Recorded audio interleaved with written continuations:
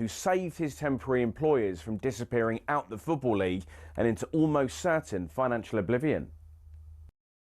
Back in 1999, Carlisle United, managed by Nigel Pearson, were fighting to stay in the Football League. Carlisle's finances were precarious with a capital P that season, leading to a scenario where, with 3 games to go, they had to ask the FA to sanction an emergency loan deal to bring in a goalkeeper. Swindon Town's Jimmy Glass arrived at the club. His efforts in his first 2 games earned the Cumbrians 2 draws.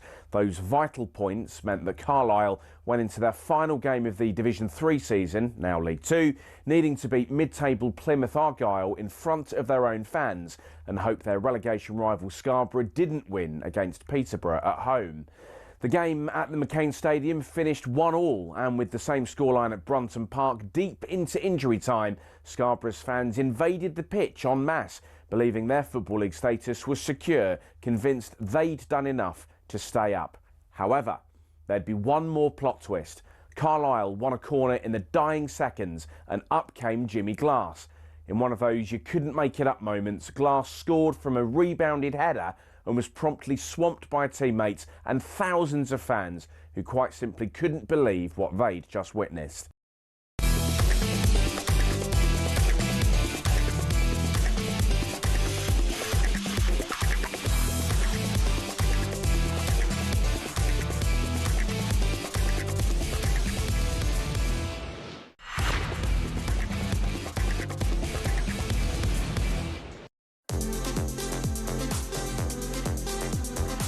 The summer sporting action continues on talkSPORT, and after being with you for every kick of the World Cup for the next 10 nights, we'll bring you the very best of the Commonwealth Games. Around 3,000 athletes from 74 nations and territories will compete in a scaled-back games involving 10 core sports. But the uniqueness of the Games means it is the only multi-sport event in which able-bodied and para-athletes compete at the same time. Welcome to Commonwealth Games Kickoff. We are absolutely delighted to have your company this evening. I'm Natalie Sawyer. I'll be your host for these games, and pleased to say, joining me throughout, so every night across the talkSPORT network, we have someone who knows what it's like to win gold at the Commonwealth Games. But not only that, because he's been a European, a world and an Olympic champion as well. Welcome along, former long jumper, Greg Rutherford. Thank you so much. You? Very well. Thank you so much for having me. This is, it's a real genuine pleasure. I'm very, very excited about this Commonwealth Games. I think so too.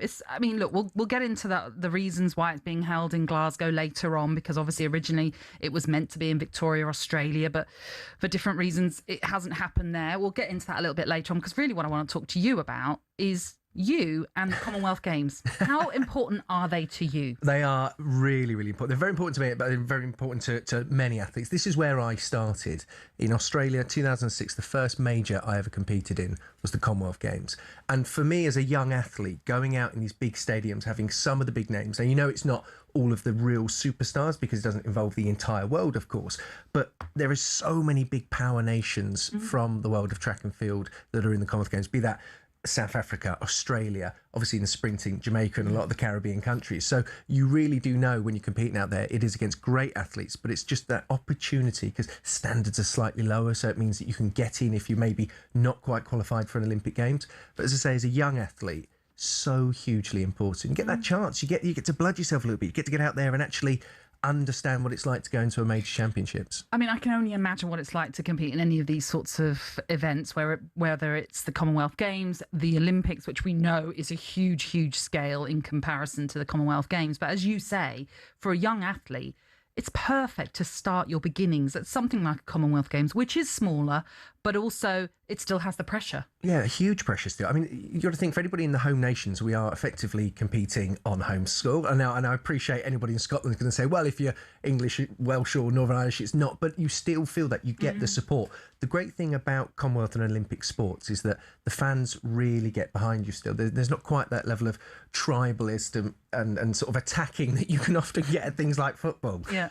People really get behind you. So if you are English competing in Scotland or Welsh and so on with the home nations, you get so much support. And that, I think, is a massive thing. And what we're going to find from this Commonwealth Games, there'll be athletes that compete in this that go on and become the absolute superstars of their sport, whatever sport that is. If we've got obviously 10, as you mentioned, involved in this Commonwealth Games, we will be knowing some of these names in future years at the Olympic Games, World Championships. So they will learn and they'll sort of develop their skills and understanding at this comms, and we'll be talking about them for many years to come. And that's the key message, isn't it, really, from these games, is if you are a fan of the Olympics, for example, I mean, I automatically would assume you might be a fan of the Commonwealth Games, but if you're not, as you say, stars of the future can be born in a competition or an event like this. And at one point, it did look doubtful, as though that these games would run. As I mentioned, it was meant to be hosted by Victoria, the state of Victoria in Australia, but due to the rising costs of staging it, they had to back out. And I think for a year, we weren't sure what was going to happen. And then Glasgow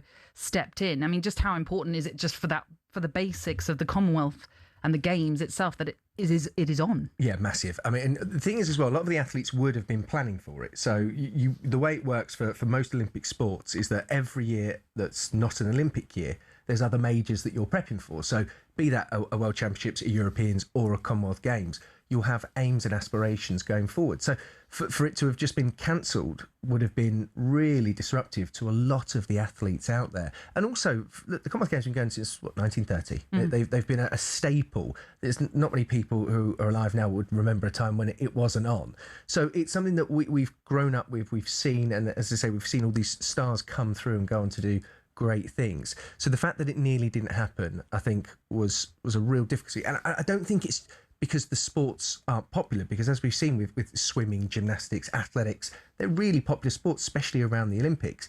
But I think the financial burden that some of the cities have tried to take on board with it, that's where they've struggled. But I suppose, and look, not to say that we want it to be scaled back, because you would love to see the very best of the Commonwealth competing in all the different events that they can put on. But Glasgow are showing you can do it on a smaller scale, and thankfully, hopefully, at a smaller budget as well. Yeah, and that is a big look. It's a real shame. Hockey, I think, is one of the big ones that's not there. That I think we see some of the best teams in the world, be that India and of course England as well, are real powerhouses within the world of hockey. So the fact that it's not there, that is a real shame, like a genuine shame. But again, when you haven't got much time to prep, you have to make these decisions, and I think they have made the right decisions to make it come in on budget, to make sure that we can still showcase these brilliant sports that are out there. We can see these stars coming through, and they can do it the right way. And you're right what you're saying. It does show to other nations going forward that it's doable, even if we do have to scale it back. And in 4 years' time, I'm sure it will change again. There'll be certain sports that are brought back in. Arguably, all of them hopefully will be ready by then, because we'll be back in India in 2030. So from that point of view, you hope they'll see this, they'll make it financially viable, and it can maintain this incredible championships, which brings so many sports together, that we can keep going forward. Yeah, absolutely. And what's been brilliant to see as well, the number of people turning up to watch it already. I mean, I was watching all the events I could possibly watch today and build up to this show, and it was just so lovely to see that fans were there early on to watch the early rounds of the men's all-around team gymnastics, for example. And I remember one of the Jamaican gymnasts was saying he didn't expect to see so many people, especially in the early hours, if you like, of that event. But people just love it. People want to be there. I think a big thing that this should always be an eye-opener to all of the organisers when they are choosing the main bodies. When you're choosing where these games are held, hold them in countries where people really do get behind them, because I've seen it, especially within the world of athletics over the years. I remember we had a World Championships in Osaka, and at times it was good, it wasn't as great. But then I had one in Daegu, which basically had nobody there at all, because South Korea as a nation isn't really interested in athletics. So they're having to bring in schools of kids just to fill up the seats. Whenever we hold a championships in the UK, or if you're to Australia, to the big ones when they do it, you get a lot of people. We've got finals to look forward to this evening in the pool. Let's take you straight to the first, which is the 400-metre freestyle final. And your commentary team is Molly Renshaw and Alfie Reynolds. Thank you, Natalie. Good evening, everyone. And we are underway. The first of 42 medals in the pool is going to be awarded over the next 4 minutes or so. It's the women's 400-metre freestyle final. We've just got underway, and as expected, Lani Pallister, the Aussie swimmer, in lane 5, 5, and Erica Fairweather, the New Zealand swimmer in lane 4, are setting the early pace here as they come up to the first turn. Molly Renshaw. I think it's going to be a great battle down the middle of this pool. I think Lani had a great swim this morning. She backed off a little bit on the last 100, so we know she's got a really strong front end, strong back end of her long distance swimming. So she's taken it out very strong down this first 75, but Erica's still on her shoulder. Yeah, and it's a bit of Aussie and Kiwi dominance in this final. 6 of the 8 swimmers are from either New Zealand or Australia, and as expected, it is Lani Pallister and Erica Fairweather. Pallister, the Aussie, is 1 at the turn, 100-metre mark. Fairweather just on her shoulder on the left-hand side. And then in third at the moment is Amelia Weber, beg your pardon, lane 6 from Australia, just 20 years of age. But we were chatting beforehand, Molly, and we very much expected it to be exactly what we're seeing at the moment. Is Pallister and Fairweather who are going to be battling it out, we expect, for the gold. Absolutely, yeah. After the first 100-metre turn, they're already a body length above the rest of the field. So a great start from both the girls there. They turned in a 56 at 100, which is around 2 seconds faster than they put in this morning. So Pallister and Fairweather, as we expect, are the leaders early on, and Pallister, even at the moment, is starting to motor on this 4th 50-metre. Going to be turning at the halfway point, the 200-metre mark, fairly shortly. We'll keep an eye as well on lane 3. Jenna Forrester, another Aussie, real promising swimmer, and it's between Forrester and Weber at the moment for that bronze medal position, as Pallister once again at the turn, the 200-metre mark, just leads Erica Fairweather. Yeah, another great turn there from Lani. She looks really comfortable. You can see here her leg kick's not really working too hard at the minute compared to Erica next to her. So I'd like to think she's still got a bit to save down this last half of the race, but they're both breathing towards each other. They can both see where the race is going, but Lani's looking great here. And this would have been exactly what they both expected, wasn't it? I mean, they're pretty much shoulder to shoulder at this stage. Yeah, absolutely. And these two are very familiar with racing each other. They'll be aware of each other's tactics. You know, Lani is more suited to longer distance events, so we know she's going to be really strong down this back 100, and hopefully we'll see that leg kick really start to come into action. Well, Pallister leads by about half a second as they turned there, heading back to where they started, just trying to put a little bit more space between her and Erica Fairweather. It was 4 seconds back to Jenna Forrester behind. Forrester and Weber still battling it out for the bronze position as they take the bell, the final 100 metres. Pallister is the one who leads by 1.25 seconds from Fairweather. She is extending that lead as she tries to motor home here. Yeah, she's looking great. Like I said, the leg kick's picking up slightly. I imagine down this last 50 we'll see her really starting to kick the legs then. But she's pulling away from Erica Fairweather. I think she's here for this game to hopefully pick up 3 golds across the 400, the 800 and the 1500. So if she can keep this lead, it's a perfect start to her week. Well, this would be the perfect way to start. The final turn, the final 50 metres, Pallister in the lead. They've taken a big swim team to these Commonwealth Games, have the Aussies. Plenty of them are poolside in Glasgow to cheer her on. It looks like the first gold in the pool is going to go the way of Australia. Lani Pallister, a really strong swim from lane 5. She's going to take the gold. She puts more distance in these closing stages between her and Erica Fairweather from New Zealand. Pallister takes the gold for Australia. Fairweather with the silver for New Zealand, and then it's Forrester, another Aussie, who picks up the bronze. I would suggest, Molly, that race is pretty much what we expected to see at the start of this evening's session. Yeah, definitely. I think we kind of called that top 3 podium right there, but also great swim from Jenna Forrester. She's got a busy schedule tonight. She's back in the 200 backstroke, so to pick up an early medal in the 400, it's a great start. Well, plenty more to come in the pool this evening. We've got plenty of medals to be handed out, and the semi-finals later on in the men's breaststroke. Adam Ramsey-Peaty will be going in that one, the fastest in qualifying for the semi-finals earlier on today. The first medal's been handed out, though, in the pool in the women's 400-metre freestyle. It goes to Lani Pallister of Australia. Alfie and Molly, thank you very much. A first medal, a first gold then for Australia at these Commonwealth Games.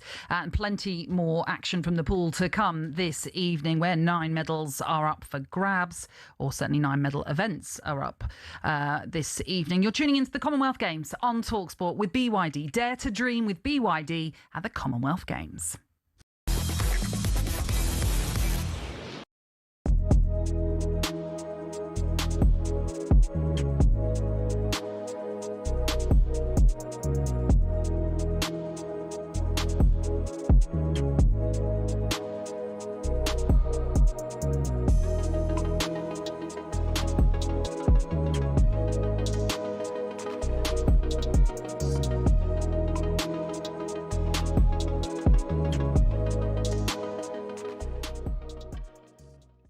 Jack Grealish. Yep. Also going to be back at Man City. Yep. Next season. It'd be interesting to see what happens with Jack if he's given a chance by Maresca, because he would have been part of that Man City squad that Maresca was at.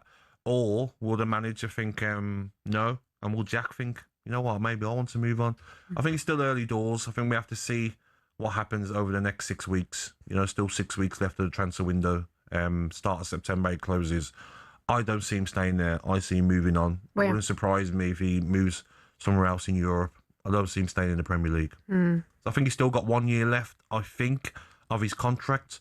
So the wages as well, will that be a problem for some of the clubs, maybe in the Premier League?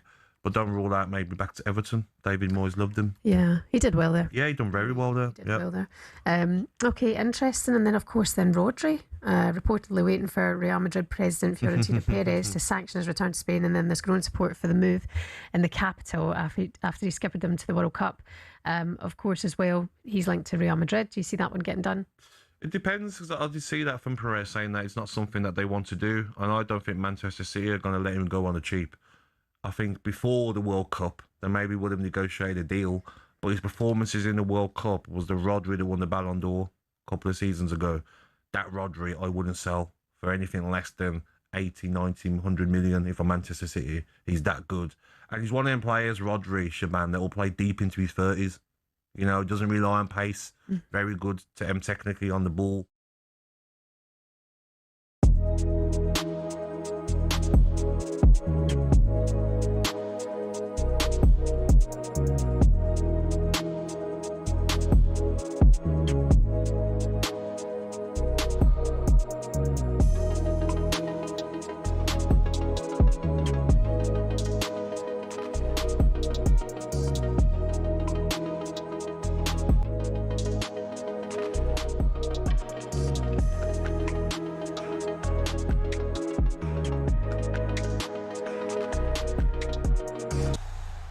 This is the Commonwealth Games kick-off. It's day one, and the first medals in the pool have been won just in the last few minutes.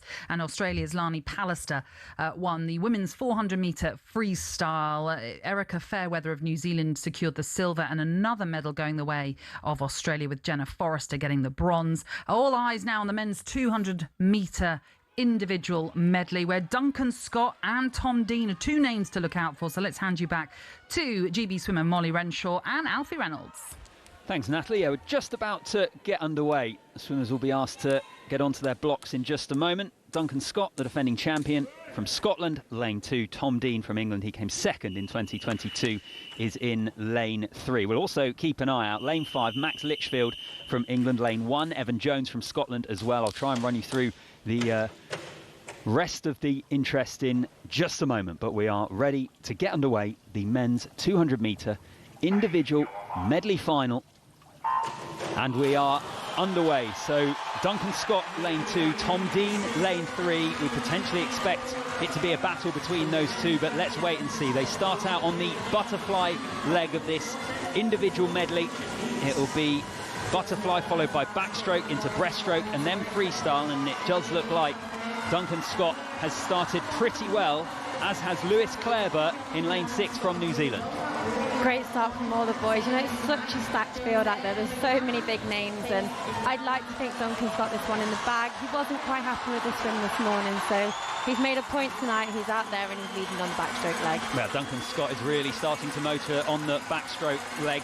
Brilliant opening on the butterfly from Evan Jones, his countryman, in lane 1, but it is now Duncan Scott in lane 2 that leads Lewis Clareburt of New Zealand in lane 6. Looks like he's in the bronze medal position as things stand, but it's pretty close and bunched up in the middle there at the turn as they go into the breaststroke. This Duncan Scott that leads. A great start there by Scott as well. His strengths fall in the back half of this race as well, so his breaststroke and his freestyle are typically his two strongest strokes. So to see him that far ahead on the backstroke, as well as Evan Jones going with him, it'd be great to see them both on the podium. Well, it's been a brilliant swim so far from Duncan Scott. We would have expected that, but also from Evan Jones in lane 1, who's just starting to tie up a little bit. Some of the other swimmers coming into it as they reach the turn for home following the breaststroke. It's Duncan Scott 1, Lewis Clareburt 3rd, and Tom Dean from England has got himself into the medal positions, but it is tight in the middle of that pool. Duncan Scott has space and looks like he's going to take the gold. but it's fiercely competitive behind him, and they're trying to rein him in. Tom Dean now catching up with him a little bit, dragging himself back up into the silver medal position, but Lewis Clarebut looks strong as well from New Zealand. He's trying to hold on and possibly trying to pinch gold as well. It is going to be Scott and then Clarebut, and Tom Dean takes the bronze, and it is a games record from Duncan Scott. What a swim, and what a popular winner this is going to be. What a swim from Duncan, you know. The home crowd as well, cheering all the way along. I'd like to think that Evan Jones also got the home crowd advantage too. So great swim from him, but to see both of them back on the podium, awesome swim. 1 minute 56.38. Duncan Scott sits on the lane rope, cheers to the crowd. What a performance on this opening night of the swimming. It's a gold for Scotland. It's a gold, Natalie, for Duncan Scott. Alfie and Molly, thank you very much. I mean, it was what we were anticipating, that Duncan Scott would come through and win the gold because he was the reigning champion. He had previously held the Commonwealth Games record as well. He has smashed it once more. He is just an incredible talent. He really is. I mean, we've got to remember as well, he's got 8 Olympic medals, 2 of which are gold, 6 of one of the most decorated athletes in British history.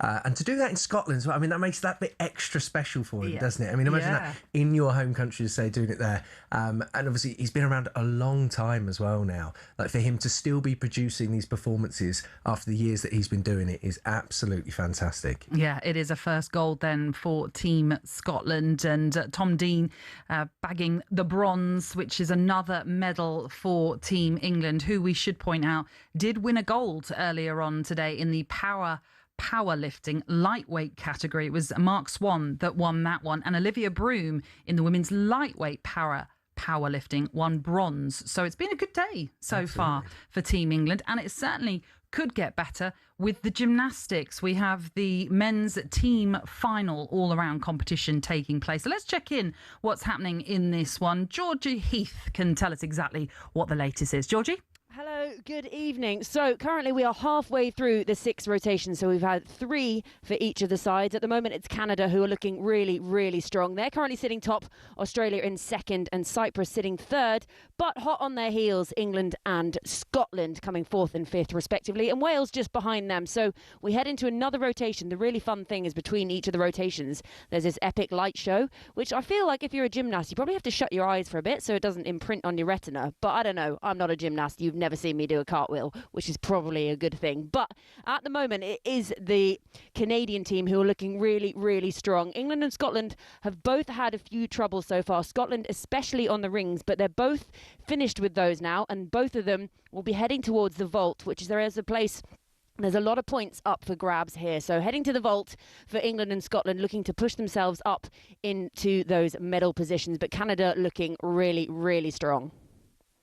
OK, Georgie, thank you very much. We'll, of course, keep you updated with how it all fares at the arena up in Glasgow then for the gymnastics. And don't forget, it's not just the team event that they're competing for right now. It's also about qualification for the individuals as well. So you might actually find that you'll see some competitors who might be just of a team of 2, and which isn't enough to compete for the team event, but obviously they're trying to secure an individual apparatus for those respective finals. So that is something to look out for. Ever dabbled in gymnastics?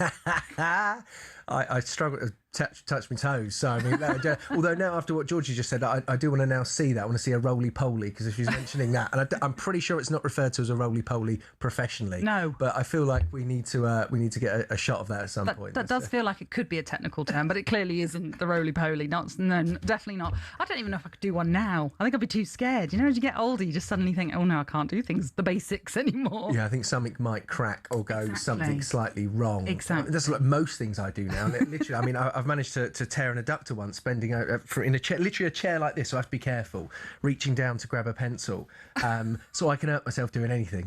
So that, I mean, a roly-poly would be dangerous. We will have medics on standby if that is the case.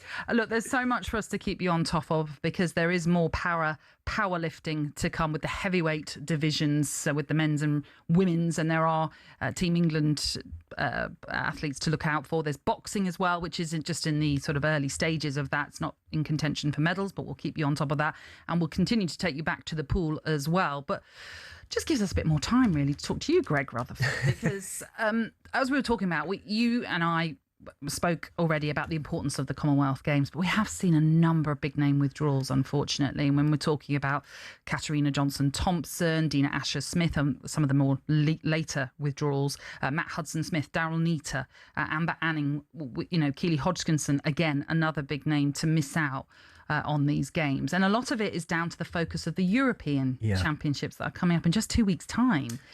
It's the unlucky scheduling of these events that means there are certain athletes that are prioritising, I guess, what they would deem the bigger events. Yeah, at times. Do you know, now I'm old and retired, I see this really differently to when I was an athlete. Look, in 2014, I did both. I'm 17 days apart with my 2 finals, from Commonwealth Games onto the Europeans. I promise you it's doable. And now I am retired. Now, knowing what maybe I could have done, because certain events I did pull out of due to either minor injuries or just thinking maybe not for this one. Yeah. And I sort of wish that I'd never pulled out of a single event, because when you are no longer around it anymore, you suddenly realise how incredible it is to do it. So I always do worry, especially the late withdrawals. Sometimes, I mean, with Kat, it's a difficult one. Katarina Johnson-Thompson has obviously had so many injuries. She picked up an injury earlier on in the year, and she's been fighting to get back for it. It just hasn't. That's a timing issue. And you sort of feel with her with the heptathlon. I mean, it's a lot of events she's got to do. I was talking about trying to do a roly-poly a minute ago. I mean, imagine trying to do 7 events, which involve power, endurance, the whole lot. I mean, they are like the ultimate athletes, but injury is always ever present when you are putting your body through that level of impact. So I do 100% get it, but it's, I don't know, now I see it slightly differently as I say, as an old man now. I feel like for the athletes that are just pulling out because they're worried maybe it'll have an impact on them in a couple of weeks, I think that's a really, it's not a decision that nowadays I think is a good decision. But it is interesting when you look at some of the athletes that are there, in Josh Kerr, for example. Exactly. Now, it might be the pull of a home Commonwealth Games that has meant that he has been able to dedicate his time to this event, as well as looking ahead to the European Championships. But as you say, you look at some of those athletes and think, well, if he can do it, others can do it. Yeah, I mean, and the way he's annihilating the mile at the moment. the one thing I will say for Josh, which is pretty incredible. So when you run, I mean, I wouldn't know what it feels like to break a world record, but when you push your body to the absolute limits like that, neurally in particular, the way your system is built, you are completely and utterly exhausted, and it's difficult to get across. I mean, basically say to anybody, if you've ever gone out for, say, a run and you've thought, I'm gonna annihilate my body, you have that feeling times about 10, because you've pushed it to. So I mean, his performances, nobody in the history of the world has ever managed to do it, and the mile is one of the most popular things. I think a lot of people listening have probably gone out and tried a mile at some point to do it at the sort of speed that he's doing it. We were talking about Roger Bannister, obviously what he did back in the 1960s, just trying to get a sub 4-minute mile. Yeah. And nowadays they just sort of, that's just the bent. That's just we started that. You're an average athlete nowadays if you're doing it. They've pushed it on and they push their bodies. So the fact that he's coming out for it makes me think, well, of course it is doable. I know it's doable because I've done it myself, and I know other athletes that have done it. So I do fear for the athletes who do pull out. You never know when your last competition is. And I'm not putting like a downer on any of them at all, but it is one of those things. I think when they're there, take those opportunities. Yeah, absolutely. Take the adulation. Absolutely. Don't get it very often as well. No, and it's Scotland. I mean, they'll have a great old time up there. I think we got good weather. Yeah. I mean, it's not like a normal Scottish day up there, is it? I mean, they're going to have a great old time. I imagine so. And just to reiterate the Josh Kerr mile record that he broke, he set a new time of 3 minutes 42.66, which is just mind-boggling. I mean, and the fact that sort of down the final straight, he was powering through. You're thinking, how has he got the speed to do it? But my goodness, it's very impressive. There has been a result in the pool. Let's just quickly bring you the result. The women's 100-metre freestyle S13. So this is then the para side of swimming. Alfie Reynolds, Molly Renshaw can tell us more about it. Yeah, and S13 is for visual impairment for this race. It's another gold in the pool for Team Australia. Jenna Jones won it in 1:03.89, but a silver medal for Ella Letton-Jones from Wales, and then the bronze medal also went to Australia to Kiralee Hayes. Really strong swim, Molly Renshaw, by Jenna Jones from Australia there. Yeah, great opening first 50 from her. She led from the start and brought it back just as strong. So I think she was the hot favourite in there, but great to see a Welsh Ella Leighton-Jones on the podium too. Yeah, we suspect probably Wales' only medal today, you'd have thought, in the pool? Yeah, I think so. I think that's the only strong opportunity they had. They might have some people later on in some semi-finals, but yeah, definitely tonight the only medal chance. Yeah, well, as expected, Natalie, strong start in the pool from the Aussies. Jenna Jones wins the women's 100-metre freestyle S13. Alfie, Molly, thank you very much. They just have a knack, don't they? The Australians are doing all right in swimming.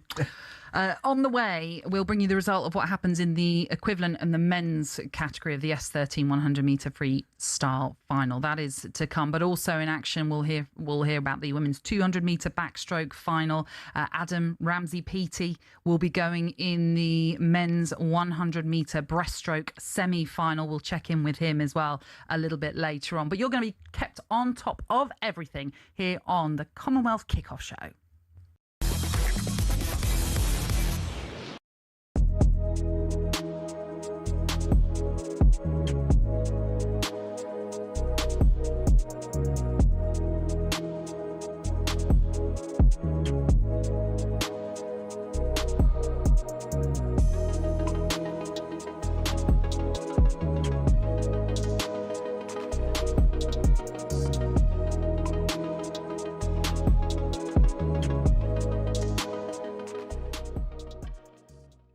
If it is true, that is the one for Tottenham, the one that got away. If you think about what Abramovich did to Chelsea, did to Premier League football, did to world football, he was a benefactor. He turned you into a big monster. Yeah, he turned us into a monster. Yeah, he did, because you wasn't a big club before him.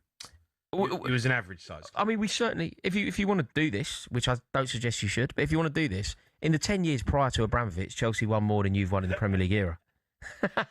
Up the shells. In the 10 years. Honestly, you and Cundy. In the 10 years, well, because you can't let it go. You say one thing and I just one thing. Like, I literally just said one thing and that was it. Like, bang, I got the fishing rod out. Yeah.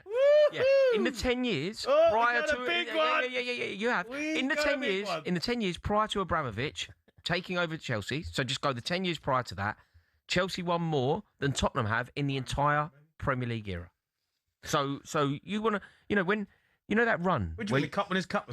We won. We did win the Cup Winners' Cup. Yeah. Yes, we did. Good trophy. We did win the Cup Winners' Cup. Yes, Good we did. Did you win the Audi Cup? We won the FA Cup. We won the League Cup. We won the Super Cup, beating Real Madrid in Monaco. Gus Poyet scoring the winner. We didn't lose to Tottenham at home for 27 years. A lot of that record obviously stretched into that pre-Abramovich period. Yeah. We didn't. I mean, we were calling it 3-point lane. Been 3-point lane for a while. We were calling it 3-point lane way before Roman Abramovich came along. Still is for you.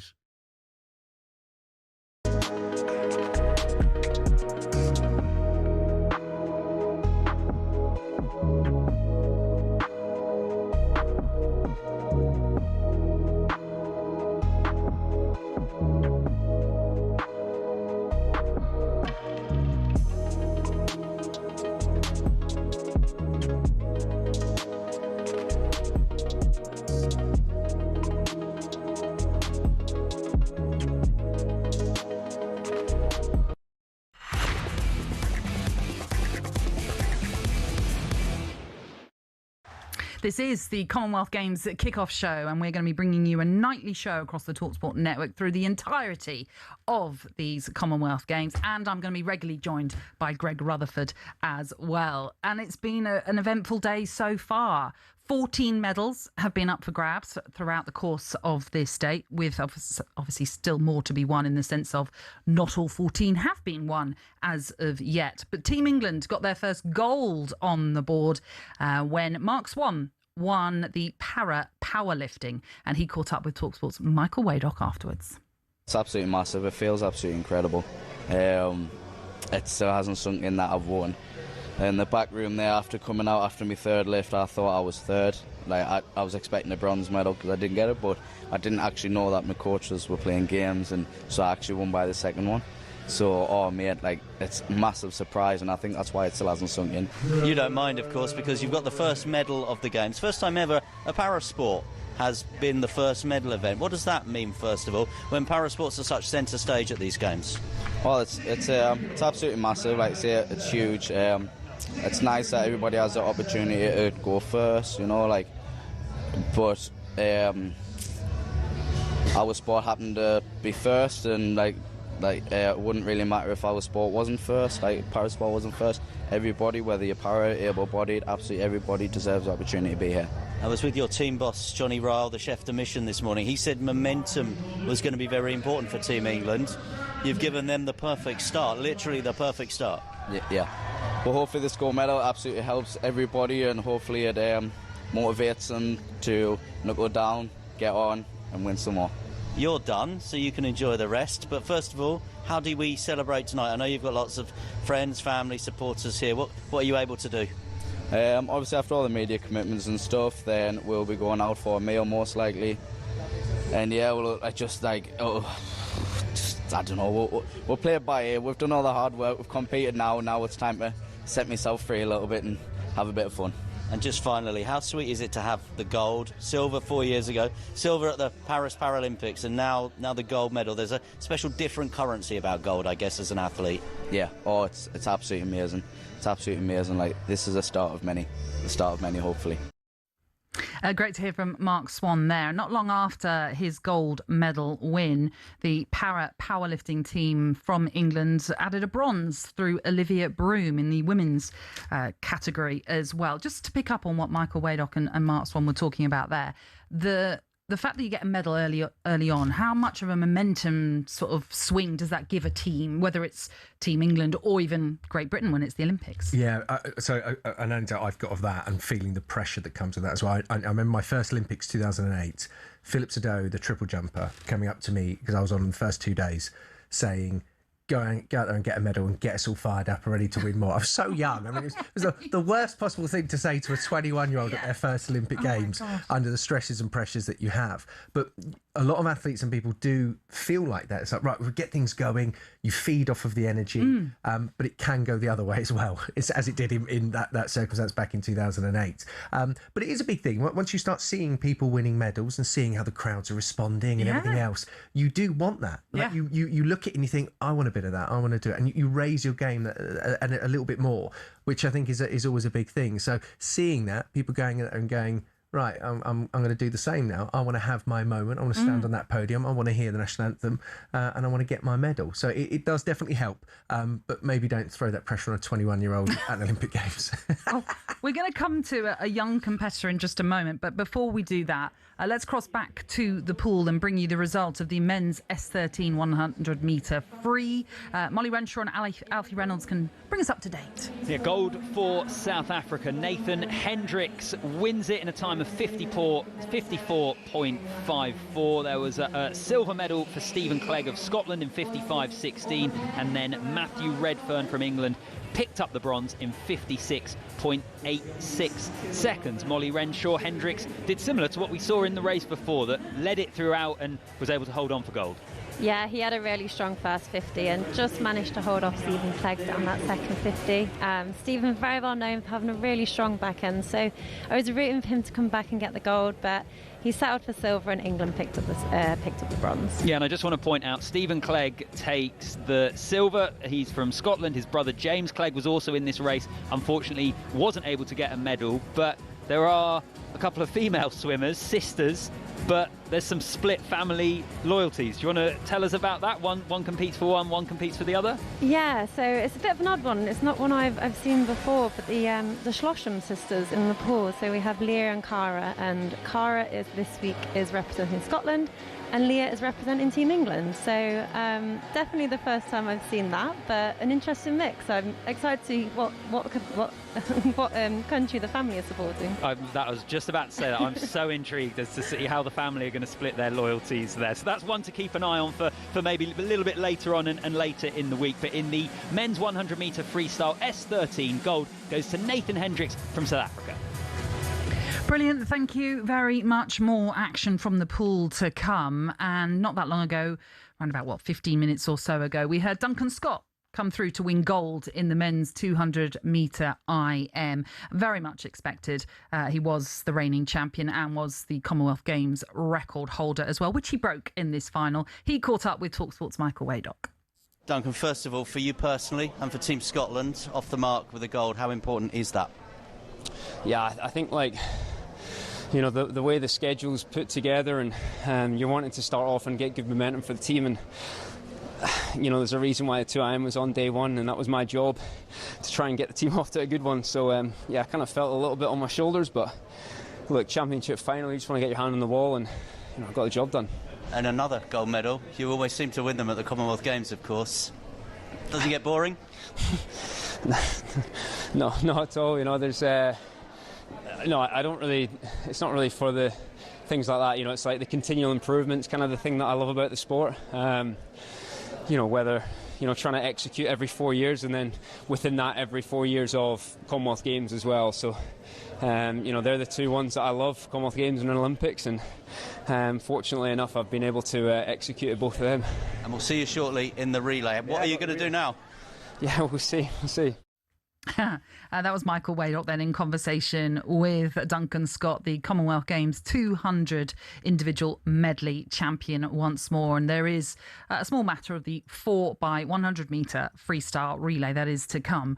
Interesting what he said there, and something you mentioned as well when we were talking about the pressure of maybe when people are saying, you know, go out there and win the first medal or whatever it is. Mark Swan doing that for England. He was delighted to get the ball rolling. But Duncan Scott there said he felt it on his shoulders, that he was the one that had to deliver. Yeah, and I think obviously being in Scotland, as we said, like, there's a lot of pressure on him. He is one of their greatest ever athletes. I mean, I say he's one of Team GB's greatest ever athletes. So he will feel an awful lot of pressure. You're going out there early on in the games. Everybody expects you to win as well. Yeah. I think when you are in that position, when you are the defending champion or you are the one, the real big name of it, it's that added pressure. It 100% is. And no matter how experienced you are always going to feel it. Well, you would have felt that at events, having won numerous gold medals. Yeah, a few times. Yeah, I mean, going into the Rio Olympics for me, frustratingly, I had a nasty injury where I'd torn a muscle in my groin, but I still went there to try and win it. And I came away with a bronze medal and thinking, this is a massive failure. And everybody else expected me to go out there and win. I expected myself to win. So I was gutted about that medal for a long, long time. Now I have a completely different view on it.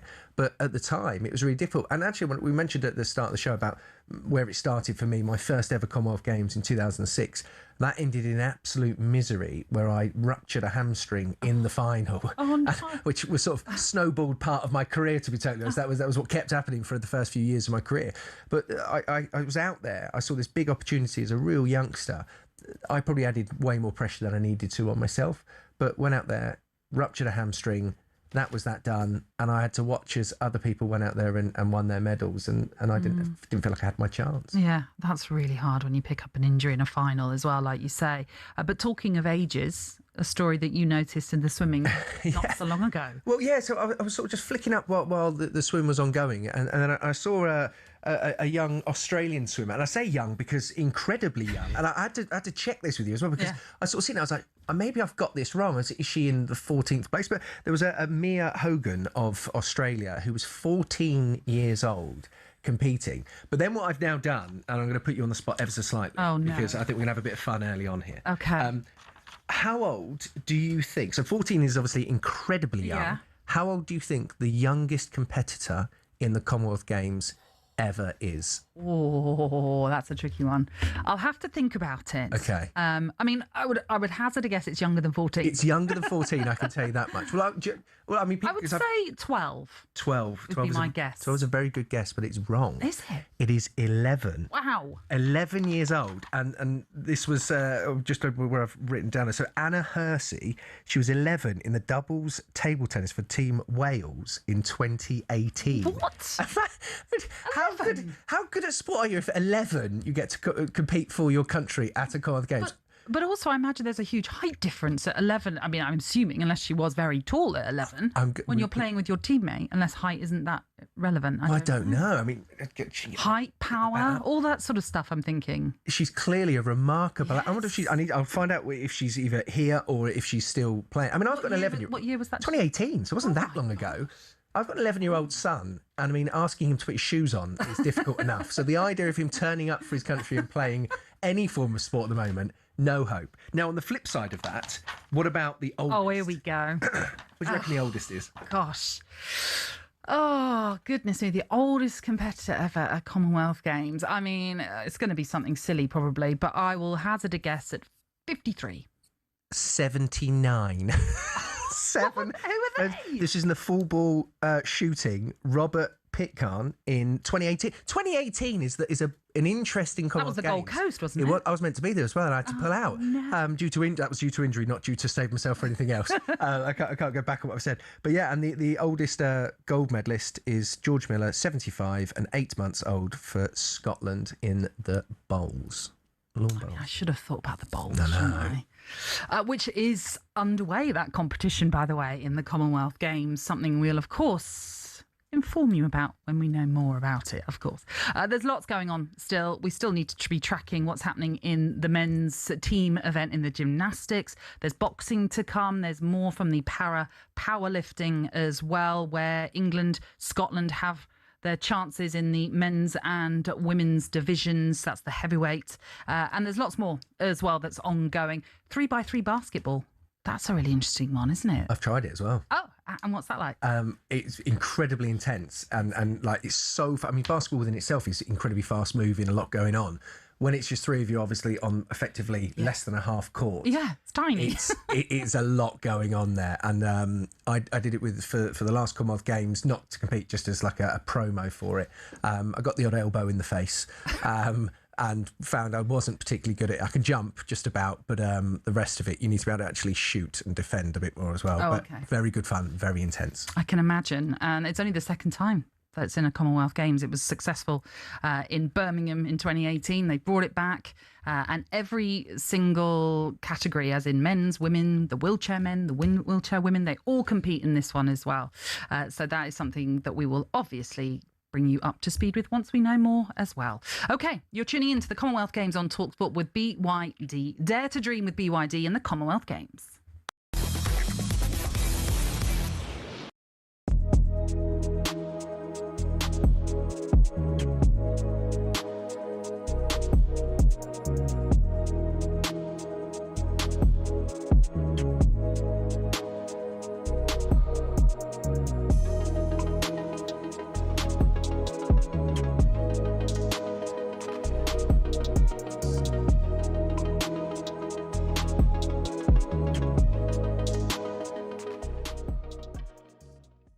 Jurgen Klopp has today been appointed as the new national team manager. As a Liverpool fan, would you spend the money on Diamonde as a sort of up-and-coming prospect, or would you go for Barcola as the ready-made replacement for Mo Salah? I'm not sure on Barcola. I'd probably Diamonde. I like him. But it's 110 million quid for potential. When you're paying 110 million quid for potential nowadays, I don't love that. And that's a problem. And that's where the market is, unfortunately. So it's a tough one. Liverpool have to replace Salah.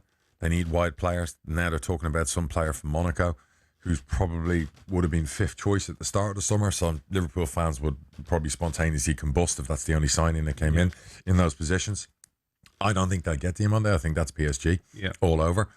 So then you're going to go for Barcola now, who Arsenal want as well. Yeah. And he's a very, very good player, but he's not in the PSG side, is he? 99% of the time. So he's in and out. I don't know. I'm torn. Is there any other options, I would say, to the recruitment department at Liverpool? Jurgen Klopp, by the way, just rounding off that conversation, one of his standout quotes today. I love that. I'm not doing this job for you. I'm for myself. I'm doing it for you, the German fans. I mean, no, he knows exactly what to say. That wasn't the quote I saw. The one I like was, if you go after my family, I'm gone. If you think I'm rubbish, tell me to my face and I'll leave immediately. I love the way he's preconditioning the media to behave themselves and bow. In other words, I'm here. I'll do it my way. And for any reason I get sniff of anything from you or the fans, I'll just walk.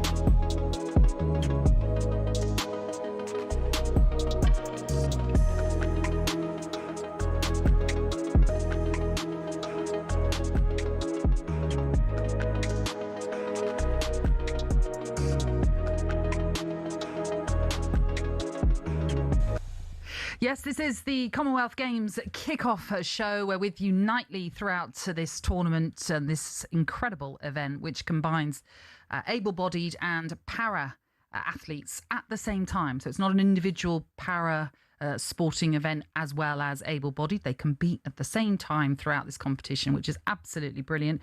We are still keeping across what's happening in the pool, and we'll be bringing you the latest final in just a moment, which is the women's 200-metre backstroke. But before that, there's gymnastics, there's boxing taking place, and our Georgie Heath is right across it all. Georgie? Yeah, I can tell you there's been a few more than just roly-polies going on down here, Greg. So, as we know, Team England, they're looking to win their 4th successive team gold. Well, when we last spoke, they were down in 4th position, but they have just leapfrogged Cyprus into 3rd, and they have got Marius Giorgio for Cyprus is just outshining everyone. But remember, this is a team competition, and so the team not quite stepping up to his ability, Team England working together. So they've pushed themselves up into 3rd after this 4th rotation, and there has just been a slip from one of the Australians off the horizontal bar as well. They are obviously not too much of a worry for England at the moment. Canada are still leading the way in this competition at the moment, but a lot can change very quickly. One slip, one step back, you lose points. So Team England pushing up that table and hoping to peak at the right time and try and win this for the 4th time in a row. Georgie, thank you very much. Yeah, Team England very much the team to beat when it comes to the history or recent history of this tournament, but not particularly going as to plan. That being said, they were hoping that Max Whitlock was going to be a part of their team, but unfortunately he had to withdraw through injury. He is, though, in Glasgow supporting his teammates in this men's team final, and he caught up with talkSPORT's John Cushing earlier. Injuries are injuries. Injuries are part of sport and they happen. For me, it was one of those things that happened in training. I've kind of damaged and bruised the side of my hand, damaged the ligament slightly, and it's a nightmare. And injuries take time to get better, and I'm just kind of spending time now to recover. And it's the same for all these athletes that are announcing it. It's such a hit and such a blow for the teams, obviously, but it's part and parcel of what we do. Is it more frustrating because you're on your comeback? Yeah, it is. It really, really is. And I think it's quite tough. You know, I'm back in and I'm loving being back in. But since I've been back in, I've had injury after kind of ache and pain, and next one just rolls onto the next like a snowball effect. And it's been a bit tricky to kind of manage it. I'd say that's probably the biggest challenge that I'm finding. But I'm learning every single time. I'm 33 years old, I'm an old gymnast, and I'm still on that kind of learning curve, which is really important. Does it make you more determined? Yeah, and today will fire me up massively.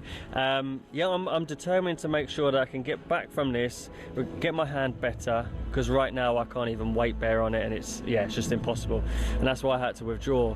But I'm fired up. I'm still like, I can't do anything right now, but I'm like so motivated to be as good as I possibly can when I get back in. So that's my target. So I'm going to be working on fitness, how I get mega fit to be back when I'm ready.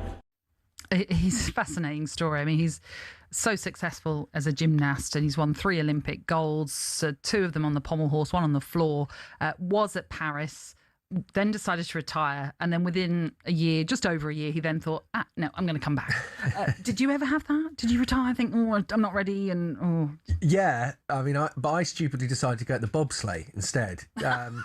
And it's one of those things now I look back and go, should have just stuck with the jumping, mate, because... it's nice to try something different. I mean, yeah, if you're changing what you're having at the Indian takeaway or something like that, but not when you're hurtling yourself down an ice track at 90-odd mile an hour. That's quite frightening. Yeah, and there's a lot of injuries that came with it as well. Oh, so, yeah. It's just going to be tales of injury. There are many. Many. But for Max, he mentioned there he is an old gymnast, and it is rare to hear of somebody in their 30s like that still pushing, still having the desire to do it. But there is a bit of it, and again, Max is a far stronger and better over athlete than I ever was. But there is a bit of it where, as you get older, it definitely becomes far more difficult to recover. You suddenly realise you turn 30. And you wake up in the morning after sessions, you go, oh, that's a lot more than it did a couple of years ago. So he's really got to battle with that, and he'll have to choose really carefully when he trains, when he competes, in order to maintain his body's ability. Well, he's targeting LA 2028, the next Olympic Games. As I mentioned, he's already been very successful when it comes to the Olympics. I guess it's always hard. There's always that carrot. There's always that thought of just one more. Yeah, there's always the problem is I still have it ever so often. Like weirdly, the thing is I'm about to turn 40 this year. I mean, it's very much gone now, and they say that bobsleigh stint. Well, how old's the oldest Commonwealth? That's true. Maybe bowls. Should we? If we start taking it up now, we'd probably have a team ready. We'd be young'uns. But we could wait 20 years and still sort of come in, as it seems. And that's not taking anything away from bowls, because it's a very difficult sport of great hand-eye, etc., etc. But you can clearly do it when you are significantly. You haven't upset the bowls community. If they're all waiting outside, I might still be able to run away from them, though. Who knows? But no, it is one of those things that a lot of these sports, it is very, very difficult. And 30 does seem to be a bit where the body does start to change. So for the athletes that can keep going into their into their late 30s, and obviously in certain sports, 70s, it is a remarkable thing to watch. But Max, it's a lot on his body. And where it's different, I think, slightly, swimming and gymnastics in particular, often they've been doing it since they were very young kids. So their actual body's age is probably further along than a lot of other athletes. Right. So if at 5-6 years of age, you've been going into the gym and tumbling, doing whatever you've been doing, or going to the pool, pushing your body to that limit, it adds years onto your body. I sit here at the age I am now, but I probably, in certain parts of my body, of the same age of a 60, 70-year-old, because you've absolutely annihilated. Toll that you've put on it. Exactly. Joints, muscles, the whole thing. So that's clearly something Max is having to deal with. But again, he's got a fantastic team around him. Max is a great human as well, and I don't think he'd put himself in the position to fail if he didn't think he could do it to the level he can before. Well, you said he's a good human. You can tell he's a good human because he's there. He's supporting his teammates, and he wants them to be victorious once more. They did have a sensational games in Birmingham 4 years ago where England won 10 of the 14 events, plus 5 silver and a bronze as well. So can they emulate that? Well, we can only hope from an England perspective that they can. And Georgie Heath will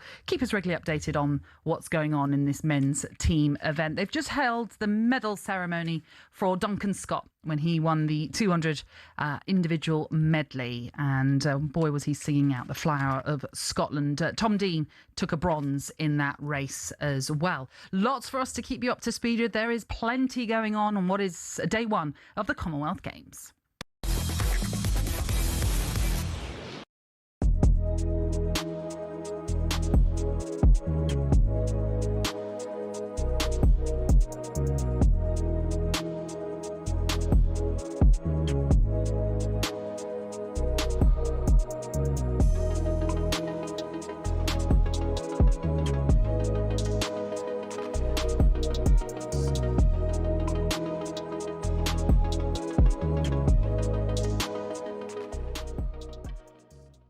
Obviously, you've got Kai Havertz, who was missing for most of last season. He's back and available and can play either as your centre forward or off your centre forward, which again shows a little bit more congestion in that kind of attacking midfield role. So I think when you zoom out, bigger picture, the squad still has enough. It has a lot of depth. But I think the reason there's a bit of nervousness around the Arsenal fan base right now is because we see an opportunity. We win the league for the first time in 22 years. Manchester City have lost Pep Guardiola. He's moved on. Maresca's a great coach, but is he Pep Guardiola? I'm not sure he is. In fact, I'm certain he's not. You look at Liverpool, new coach starting the project again. Chelsea under Alonso. Really good coach, but they're going to need time. Man United are not quite there yet. There's an opportunity for Arsenal to not just consolidate, but to take another step and dominate for a period of time. And I think that's why there's a nervousness around this transfer window. Last year, it was about, can we do the business to get us over the line? We've done that. Now it's about, can we do the business Champions League? Yeah, to consolidate our position and to dominate. And I think that's why people are quite anxious at the minute. See, why can't all Arsenal fans be like Harry? Not don't be like Piers Morgan, Joel Bayer, Troops, all these prats that ruin it for the good Arsenal fans. I love speaking to you, Harry. Proper Arsenal fan. Good on you, Harry. Thank you very much, mate. But listen, every Arsenal fan's got their view, and we're a passionate bunch. Even that, you should be a politician with that. No. Harry, we want to speak to you only, mate. The others are idiots.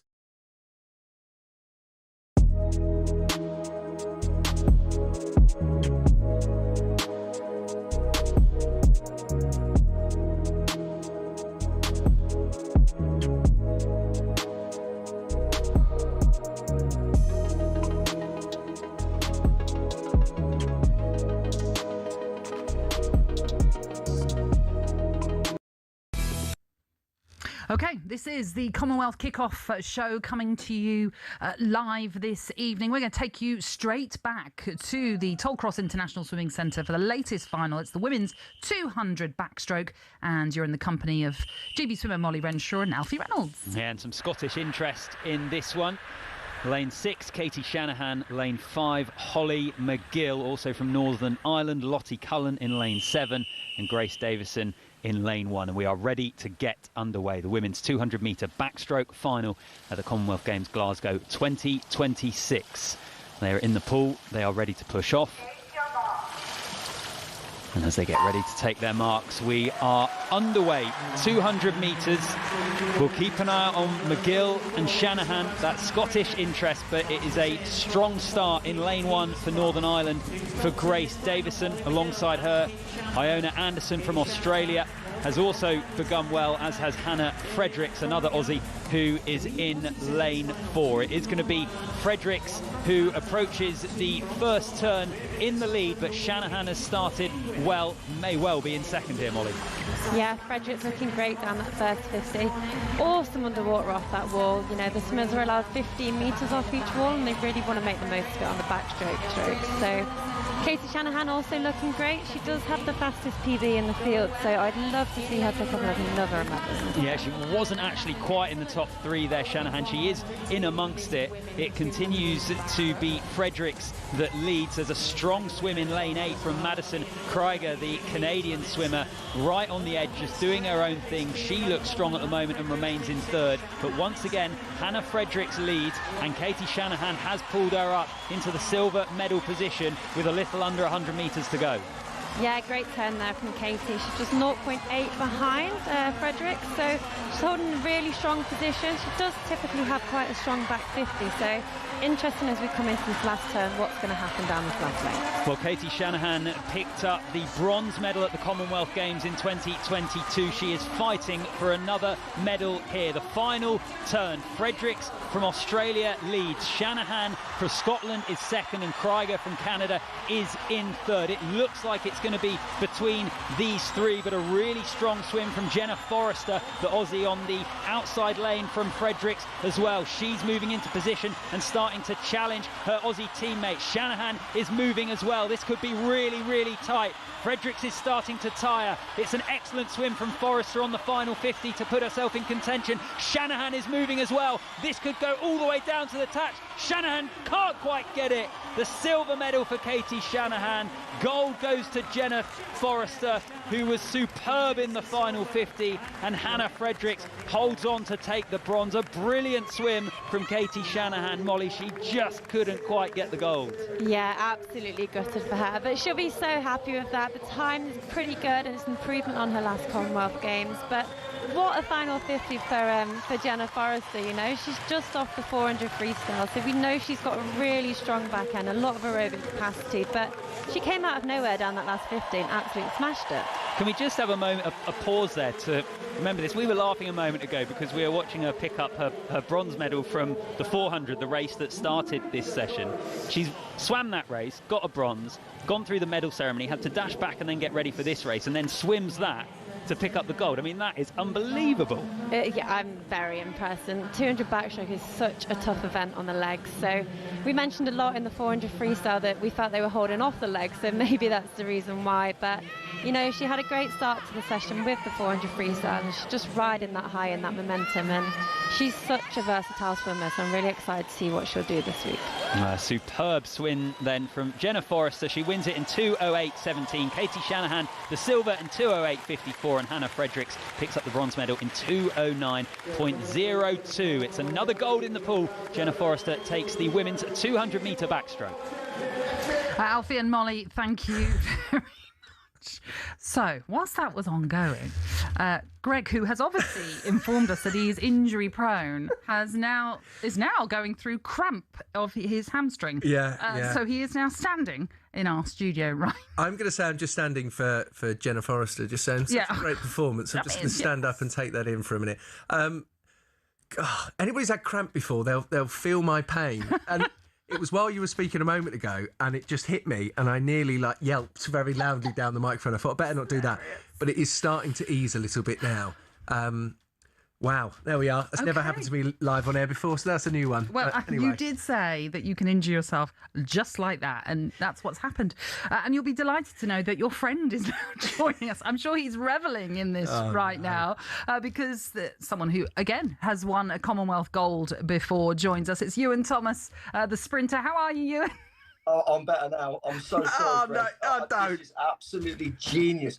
You know more than anyone. Electrolytes. Come on, my friend. Keep hydrated. I did say that. You're not jumping in 9 meters odd into a sandpit. You need to stay hydrated. I jumped on the bike earlier and just did a little bit of a sweat session, and I've realised I definitely haven't rehydrated, and I'm in bits now. The thing is, it gets worse as you get older. These sorts of cramps and things, they get worse. I will believe you. It does. But it's the fact that it's taken so long for it to ease off. I think that's age. You know what I'm going on about, you, and you've had this many a time. Let's be honest, Greg. You've got some big old hamstrings. There's a lot of blood flow around there. It might take him 3 weeks to recover. And some, to be honest. We will do our best to talk to you whilst not also revelling in the pain that Greg is going through. But obviously, day one, what have you made of it so far? Yeah, it's been pretty good. I've been out and about working here, and the feeling's quite good in town. I think Greg will tell you, it's like any championships. You need a couple of home nations to get those medals off the mark, and Duncan Scott's obviously won the first gold for Scotland now. So I think that people will really start to get behind it, and it's one of those championships where already the sport sells itself. Once the medals come in and the performances come in through all the different sports, then people get really excited about it. But yeah, I'm pleased to be back in Glasgow. I mean, 2014, they did a great job of it, and the facilities are still standing up and looking good. And yeah, it's exciting to be here. The only downside, I would say, when I arrived a few days ago, I couldn't believe what I was seeing in the sky. There was sunshine in Glasgow. I was like, wow, this is amazing. I've only brought one jacket with me, and today the Scottish weather has come back in a vengeance, and yeah, it's pretty cold up here. Well, I mean, there are shops. You can always go and treat yourself to something, I guess. This is true. But tell us, as you mentioned there, you're in Glasgow. So what's the appetite like? How are the fans? Are there lots of fans going to these events? Yeah, it's a bit different to before, because Greg will tell you, normally in the championships, you'll have a village that you all stay in, and everyone's compact in one area, but everyone's in different hotels. So the hotel I'm in, there's a lot of the Welsh athletes here, and they're really buzzing. They're excited to be here. And there's something magical about the Commonwealth Games. You know, in sport, whether it's the European champs, the world champs, the Olympics, it's always Great Britain. So it's very far and few between when you get an opportunity to represent your home nation. So for me, it was only once every 4 years I would compete for Wales. So I think there's something magical about the Games, the fact that, you know, in an athlete's lifespan, they might get 3 games if they're lucky, maybe 4. If you've got hamstrings like Greg, you probably only go to 2. But it is an honour to represent your home nations, and I think, you know, the Commonwealth is special because of that reason. Yeah, I mean, that's what we were talking about earlier on, actually, because there have been some big name withdrawals, especially from the athletic side of things. And Greg himself was saying it's only now that you can look back and think, oh, you know, you were saying you would tell everyone to compete in everything. Do you know what? Actually, it's something Ewan said to me when I announced this, and it's something this has stuck with me for ever since I announced my retirement. Ewan said to me, "You're a long time retired," and I remember him saying this to me. And we were at a competition. I think we were in Birmingham at a Diamond League, and I was saying, like, I'm just done. My body said no, I can't do it anymore. I'm injured, and he reiterated that to me a couple of times. And I just, again, I remember thinking, look, I'm done. Yeah. I'm out. I don't need this anymore. The pain and the stress on my body. But in actual fact, then you do look back and you think, actually, maybe I could have. If I needed another surgery, I needed other things to achieve and try and get back, and I just had enough of pain. I didn't want the pain anymore. But then there was a part of it, as I said, that's why I dabbled with the bobsleigh. I was like, well, maybe my body still can do it. And I think we can confirm again now. We were talking about the age of athletes doing it. I can sit in a chair and manage to get injured. Yes. So from that point of view, yeah, I mean, they're definitely gone now. I don't think the bowls is for you either, because you've got to bend down. I know, yeah, imagine that. Imagine cramping with the bowl thing everywhere. Jeez, that would not be great. But that is the sadness of it all, isn't it, really, Ewan, that we have seen some big names withdraw. It doesn't help that the scheduling with the European Championships coming up in just a few weeks' time as well. Yeah, you say that, but honestly, I think you've got like a week or so to recover. Just tick over in between. Yeah, in my day, in 1998, and I'm not trying to say we were tougher back then, but I did the European Championships. From there, I went to the World Cup in South Africa. I flew to Kuala Lumpur for the Commonwealth Games. I had to compete the morning after I landed. and I was flying high. And I think make hay while the sun shines, and I mean that in terms of medals, because you are a long time retired. And I think the athletes who have chosen to say, do you know what, I'm only going to concentrate on the Europeans, I think it's crazy, because you come here, you've got a chance to win a Commonwealth medal.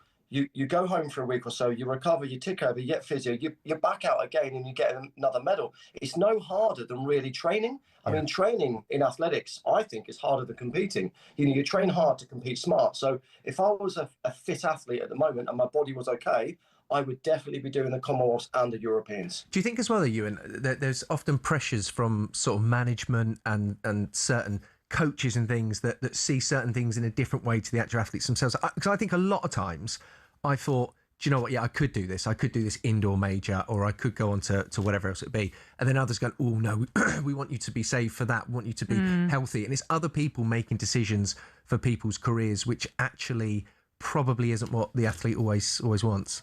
Yeah, as you know, it's tough, because when you're an athlete, you take the plaudits when it goes well, but you also take the criticism when it doesn't. But there are always a team behind the team, and there may well be people saying, the physio, for example, look, you've got a slight injury, or if you overdo it, you could get injured, or you'll have a coach saying, if it was me, I'd prioritise this competition. But all I would say to those athletes is, it's down to you. You're going to be the old man like me one day, looking back at your career and thinking, yes, I overdid it that year, or likewise, I wish I'd done more while my body was allowing me to, because it's a very short-lived career. I mean, we joke about injuries and Greg hurting himself today, but jokes aside, you don't know what's around the corner. So, as I said, I always went with the belief that if I was fully fit, I would just keep racing, because genuinely, yes, the 400 metres is demanding, it's taxing on the body, but I loved racing. Nothing could replicate the feeling I got from that, and now it's gone. I truly miss it. So I would say, if you like competing, just compete. But that's the big thing, I think, now. So when people say, do you miss the whole event, everything else, I don't miss the training as such, because it's really hard work. I don't miss all of the political stuff that goes on behind the scenes. I don't miss any of that. What I miss is walking out into a stadium and at times tens of thousands of people cheering for you to be there. It's one of the most addictive things you can have in the world. And that's that reward for all of that hard work. It's going out and then having the opportunity, as we are seeing with the swimming and gymnastics going on right now, in front of a home crowd, which is a really rare thing to have anyway, and having that moment of accolade to say that all of that hard work, it's worth it for that moment. And that's what I miss. Just having that chance to go out there and people cheering for you is a lovely thing. We'll arrange for there to be a crowd here tomorrow, just so you can have that. Need a wheelchair at this rate. I've got to say, though, without embarrassing you, Greg, you've got to remember, Super Saturday will live with you for the rest of your life. And I remember hugging you saying, your life is about to change. And not only did it give you and your family and your loved ones much joy, you inspired the nation, mate, that Super Saturday. So forget about how great you used to feel stepping out. Don't underestimate the impact you have had on many young athletes taking up the long jump because they've seen you. So I think, we go back to that same thing. If you're fit, get out there, because you could be a Greg Rutherford who's going to have the jump of his life and be Olympic champion. So, I'm not just saying it because you're my mate, but thank you for the memories you've given people, because that's what sport does. Sport is amazing and it inspires many.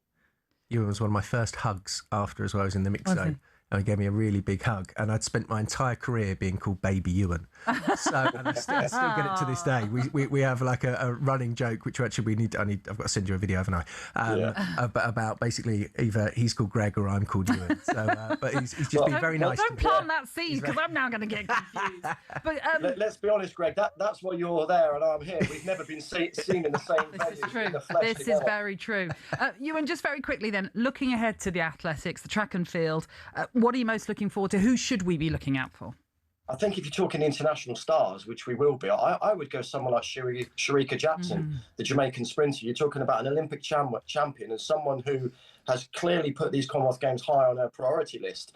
I mean, she's like 21.5 seconds for the two. I mean, we're talking world class. So I think for the Stadium of Scottstown to be able to see someone like that in the flesh run so fast, she is excellence. There's so many, good stories that will evolve over the next 10 days or so. But I'm looking forward to seeing the likes of her and some other Caribbean sprinters who are going to light up Scotland. They really are. Well, we look forward to seeing that all in action as well. Ewan, thank you very much for joining. Clearly, your soothing voice has helped your your I'm cramp. sat back down again. Thank you, mate. I appreciate that. Yeah, Thank you. the voice Thank you. is Please, healed. please look after Greg. Someone gave him a cup of tea and a hot water bottle or something. We will make sure he is hydrated. Ewan Thomas, thank you very, very much. I can see that you're good mates. Again, he's people like that. So I looked up to people like Ewan coming through. He's somebody, when he was running on the track, and famously in Kuala Lumpur, he was running on the home straight, having a laugh with Jamie Bolsh. There's a great video, and they're both egging each other on. And it's, you see it at times, you used to see, Usain Bolt would do it ever so often. There was a famous race with him and Andre de Grasse, a Canadian sprinter who's still running, actually. And them two doing the same thing. But Ewan was the one that was doing it before. And I used to watch people like that run and just think, like, I would love to have those moments. And in all honesty, I mean, nobody really realises it anymore, but Ewan is ginger. He dyes his hair, has done for many, many years. And honestly, when you are like a ginger kid from Bletchley and Milton Keynes, where I'm from, and you're getting absolutely hammered for most of your youth for having ginger hair, seeing somebody like that go out there and have the confidence that I never had as a kid, it really was a big thing. So then we became really good friends, and we speak most days. And I've paid him to say those nice things. Oh, well, that's nice. I love that. That was really sweet to hear what he had to say about you. And I'm sure at some stage we'll have to talk about Super Saturday because it was just a momentous day, certainly for Team GB at the 2012 Olympics. But let's quickly take you back to the pool and check in what's happened, because we've had a few semi-finals, and Molly Renshaw is alongside Alfie Reynolds. Yeah, we've just had the men's 50-metre backstroke semi-finals.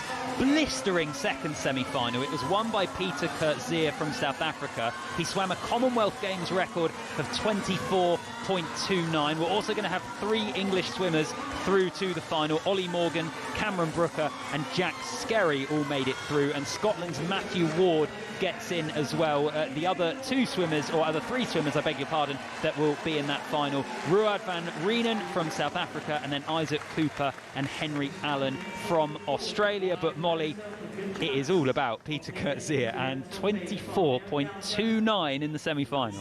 Absolutely, yeah. He, as you said, broke the championship record this morning, has done it again tonight. And the best part is he's still 0.1 of a second off his personal best. So I'm really intrigued to see where he can take that tomorrow night. But the South African's looking really strong in the top 2 positions at the minute. If you're the rest of the field, are you looking at Kurtzier and thinking the gold medal is pretty much already decided?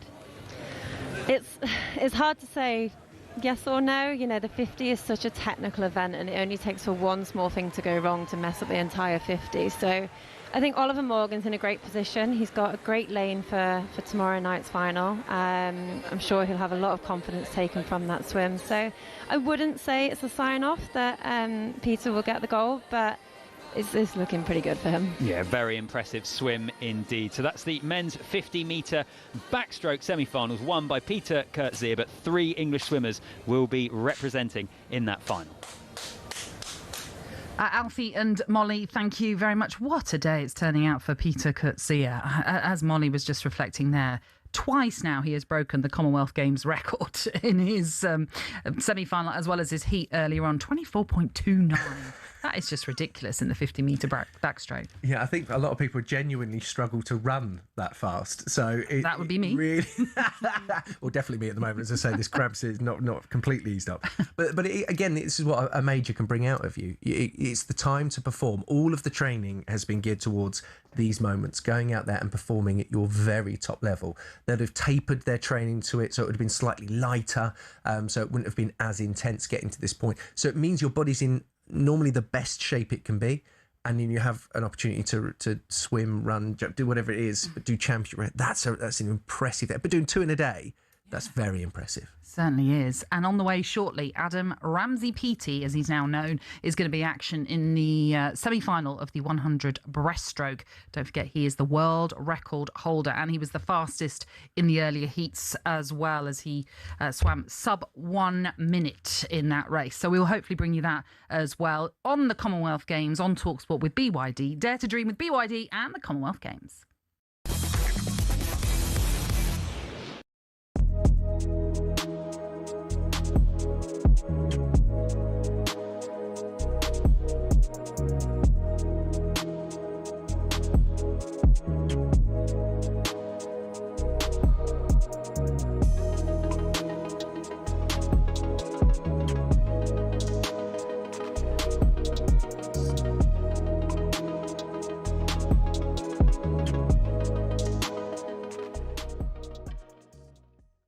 think United want to move on. He's obviously on a hefty wage. I'm amazed Saudi haven't come in. I'm amazed he hasn't gone out to Saudi. I think he won it. Well, again, Saudi pay a lot more than 300 grand a week for a player obviously who's playing for England and still in his prime. Yeah. I'm very surprised Barcelona didn't do the deal. But then again, I expected him to do well at Barcelona. Most, average wingers would do well out there, the team they have. I don't know where he goes. If you were a Spurs, would you go for him? That's the one that keeps nagging away in the back of my mind. We'll take him for a loan. Yeah. And if he plays 23 games, you know what I mean, we'll obviously pay this fee and that fee. What United are going to have to probably end up doing is recuperating as much of that fee back and all the loan fees they've had the last 2 seasons and the next 2 seasons. So I'm thinking Spurs. They've got a few more experienced Premier League players they've signed. And De Zerbi's the type of manager that feels he can. I'm not sure he feels he can fix players. I'm not sure he'd put up with. Really? And then you'd worry about the London life, wouldn't you? So yes, you would. There's all those things. Rashford is incredibly talented, and you look at him and go, "What are you doing with your career? You should be dominating. You should be dominating world Even football." that World Cup, he comes on, doesn't he? The first game, scores a brilliant goal against Croatia, arguably England's best performance in that. I agree. He played a part of that. Starts the next game, thinks the place out, and then never really gets his place back. Anthony Gordon becomes de facto left winger, not just for England but at Barcelona as well. And the place was there because Gordon wasn't good, in game one, and it was there to be won. And you just look at Rashford and you go, you've got all the tangibles to be world class. What is the matter with you? But again, I would say he's been on nearly £500,000 a week for the last since he's 23. Is it again too much too soon?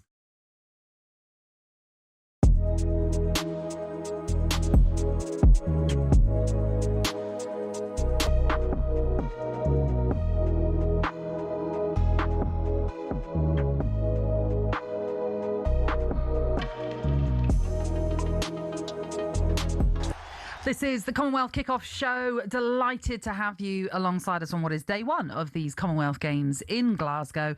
Lots happening already. Plenty of medals have been won in the pool. Adam Ramsey-Peaty will be going in the semi-finals of the 100-metre breaststroke in, just a moment. But before that, let's check in with what's happening in the gymnastics. Georgie Heath.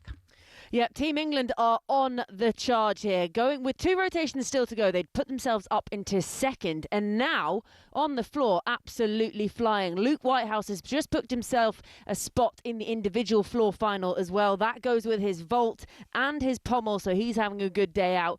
And England are really charging through here now. They're bagging the points, and you know what? It's getting very, very close. There's been roaring athletes, Alexander Yolshin Cash, just young at 20 years old, as he came off the parallel bars, give it a big old let's go, and you could see he was pretty happy with his 14.1, the best on the apparatus so far tonight. So they are charging and they are chasing down Canada to try and make it 4 in a row. So it's getting very exciting in the men's final.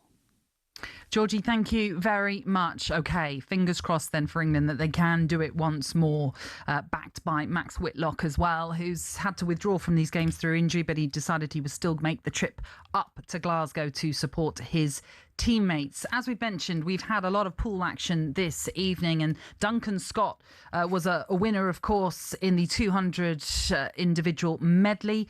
In that race, England's Tom Dean won a bronze, and he spoke with talkSPORT's Michael Waydock after the medal ceremony.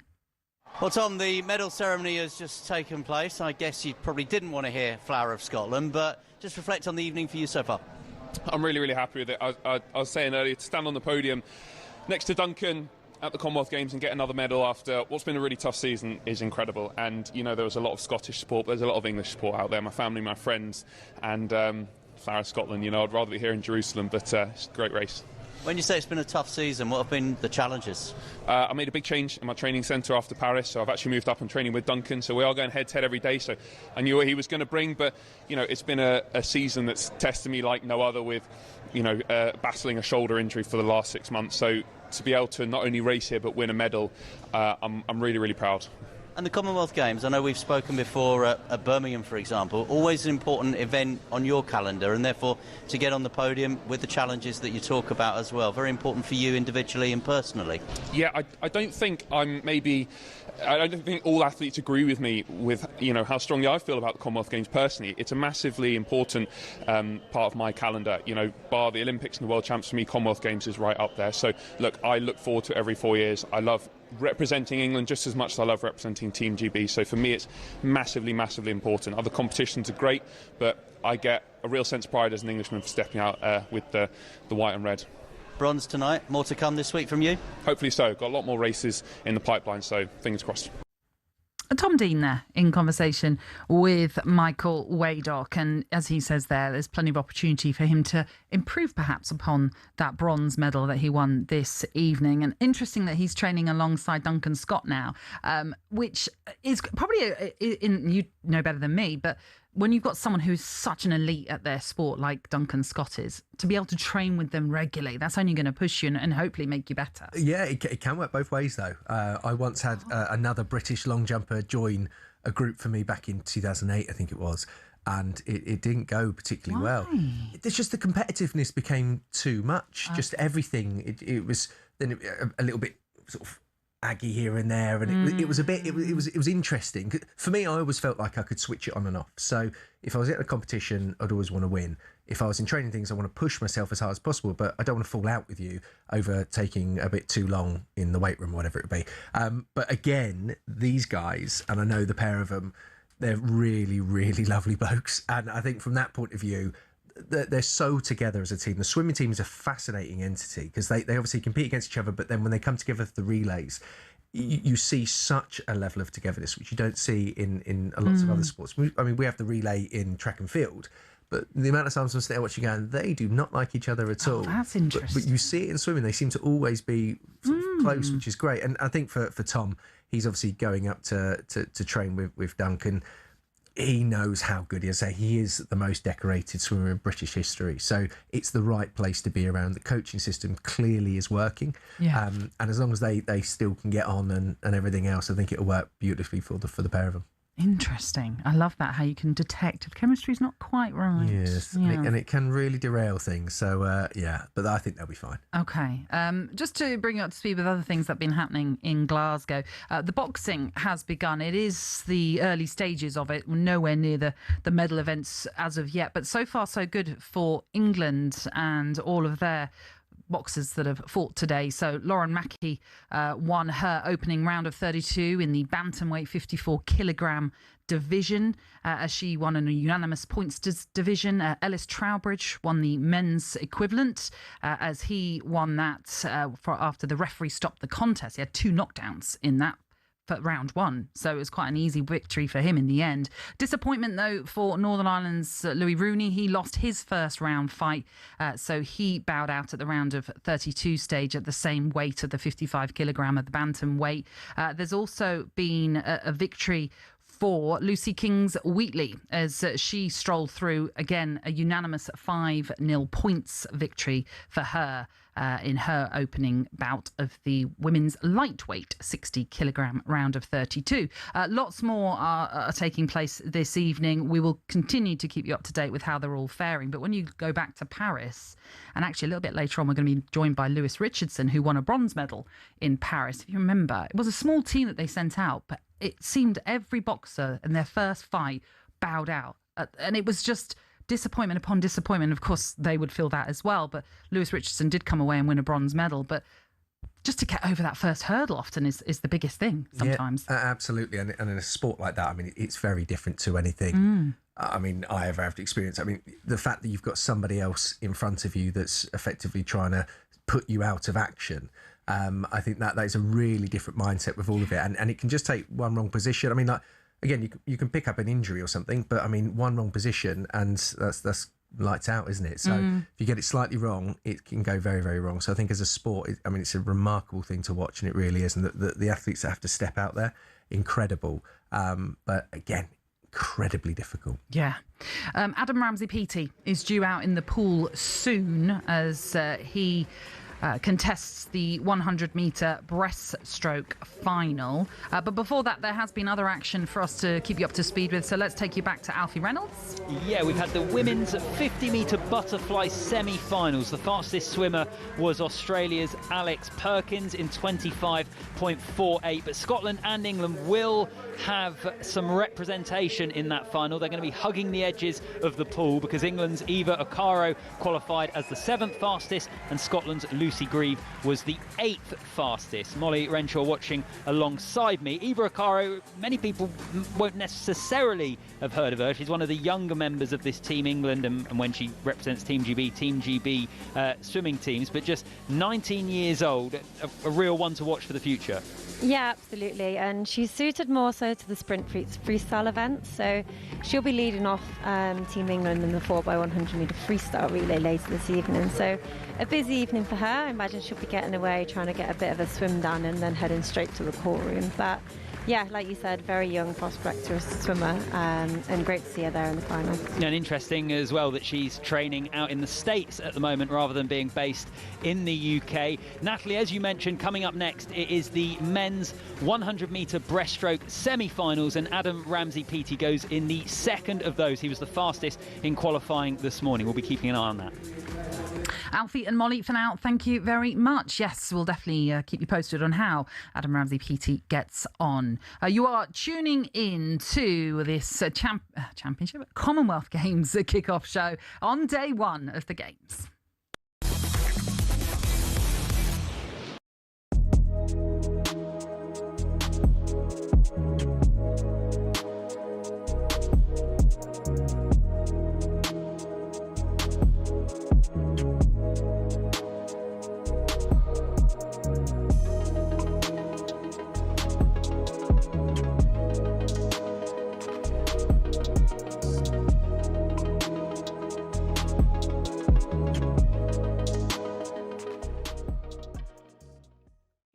Say something about Tottenham here.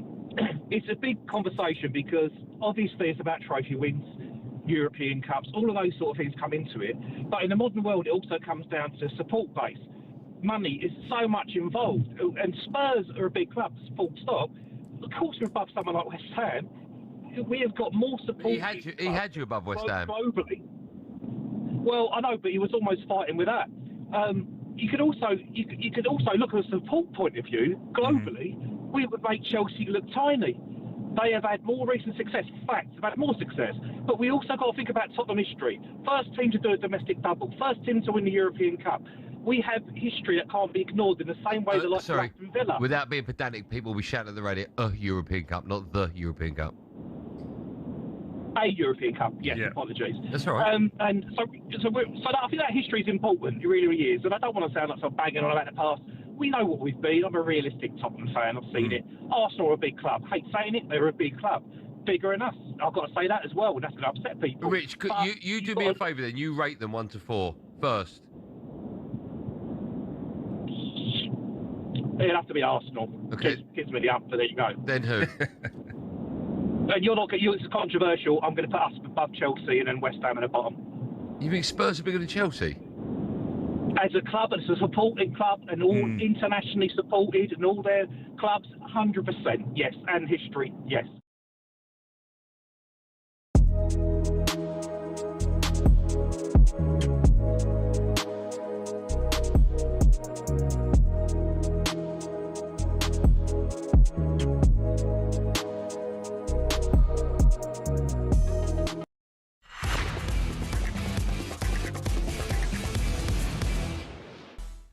Yes, welcome along to day one of these Commonwealth Games, and we're going to be taking you back to the Toll Cross International Swimming Centre in just a moment because Adam Ramsey-Peaty is going to be going in his semi-final of the men's 100 metre breaststroke, one of his favoured disciplines, of course. But we just saw nearly an accident, didn't we, with one of the visually impaired athletes they just had the medal ceremony.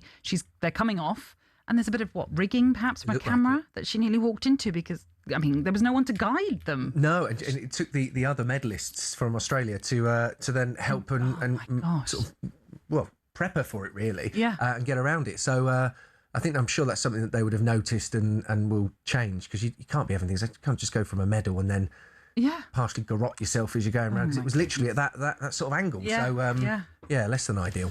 It's been an unusual day in the pool because earlier on in the heats for the 100 metre breaststroke, there was a bit of a delay prior to Adam Ramsey-Peaty and his race getting underway, where it was around about 10, 15 minutes or so because one of the lane lines broke and they weren't able to quickly fix it. They had to get someone to jump into the pool to basically go and find what is the fixing eye into the wall that had come off. Somehow they were able to put it back in, even though they were having a little bit of difficulty in doing it to attach the line hook. Eventually they were able to do it. But when you have a delay like that, what can that do to an athlete? It really depends on experience. That is the big thing. You have athletes that have been doing it for years and it doesn't really bother them. There'll be others, especially the youngsters, where that can really, really affect you. And I think that probably shows slight things with Glasgow, that because it has been rushed is the wrong word, but obviously they are picking up the pieces from what was obviously meant to be held in Victoria. There's probably going to be little bits here and there which aren't completely perfect and ready to go. And if there's a problem, they're sort of scrambling around to try and fix it. Whereas if they've had the time in place and they'd have had backup upon backup to make sure they can get these things sorted. But for the athletes themselves, in those moments, it really can play on your mind. And some athletes are superstitious as well. There's quite a few. And when things like this happen, there's so much more time to be in your own head. As an athlete, the worst thing you can possibly do is ever get in your own head, because you'll start convincing yourself of everything. And your body's in constant fight or flight as well. Often your brain is saying, like, we need to get away from here, you need to escape, because there's so much pressure and adrenaline, even though your body's in perfect shape and ready to go. So for some, I that will affect them, and that will definitely mean that performance levels drop, and they'll see it as something really is, this isn't going to work for me now. Everything's changed, because they have it all sort of premeditated. They have training times, warm-up times, go through cool rooms, get out onto the pool or wherever they might be, and then something goes wrong, it can massively have an effect. I mean, I can imagine it, because like you say, like even listening to music, you're timing it to the point where you think, I can finish this and I'll walk out and I'm ready. Yeah. If you've got a delay, everything can spiral out of control. Like you say, if you're not quite sure about it. You talk about superstitions. Were you superstitious? Yeah, well, no. Yeah, so I think when I generally talk about it, I say, like, not really, no. But I did always want to be the last to walk. Well, I was always the last to walk out in competition. So yes, in fact, yes, I was.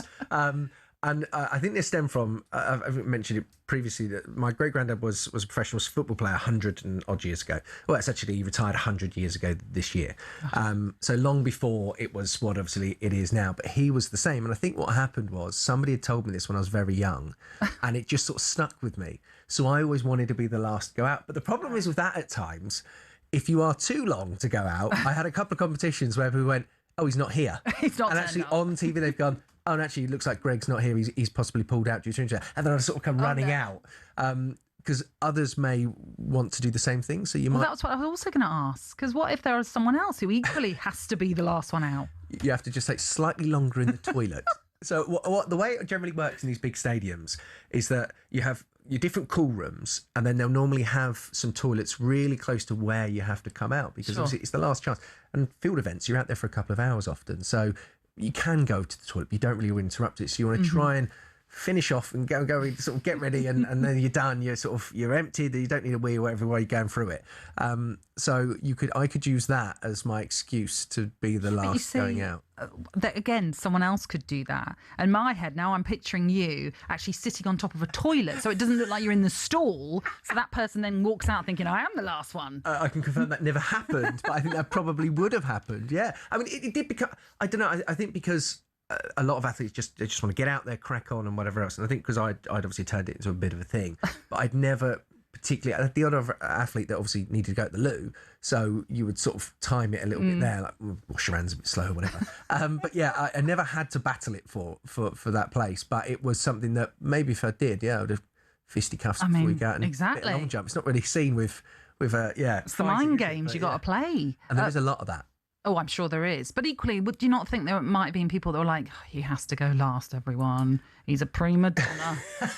Do you know what? 'Cause I never spoke about it, really. So I don't think people would have... No. And you compete against so many people, and often in competitions, it's lots of different people, because there may only be 8 or 12 places in, let's say, a Diamond League event, which is like the highest level below the majors for athletics. So depending on where you are in the world, you'll have different athletes generally there. And if you're in the position, as I would have been, either Olympic champion, world champion, then you go to as many as you can, and you sort of get first pick, if that makes sense. But you would change competitors. And then in a major, I mean, for a qualification, you might have 40 athletes going out. So you are in a situation where it is lots of different people. I don't know. You have to ask. I don't think they ever picked up on it. It's quite sly, like Ginger Ninja just hanging around at the back, just rolling out. Ninja. That's clearly the nickname they gave you. Oh, he's off again. Right, we're going to take a break, and then when we return, we hopefully will bring you that semi-final for Adam Ramsey-Peaty then in the 100-metre breaststroke. We'll also see how England are faring in the gymnastics as they're looking to win a 4th gold in that event as well. Plenty for us to keep you right across, right here on the Championship Games Kickoff Show.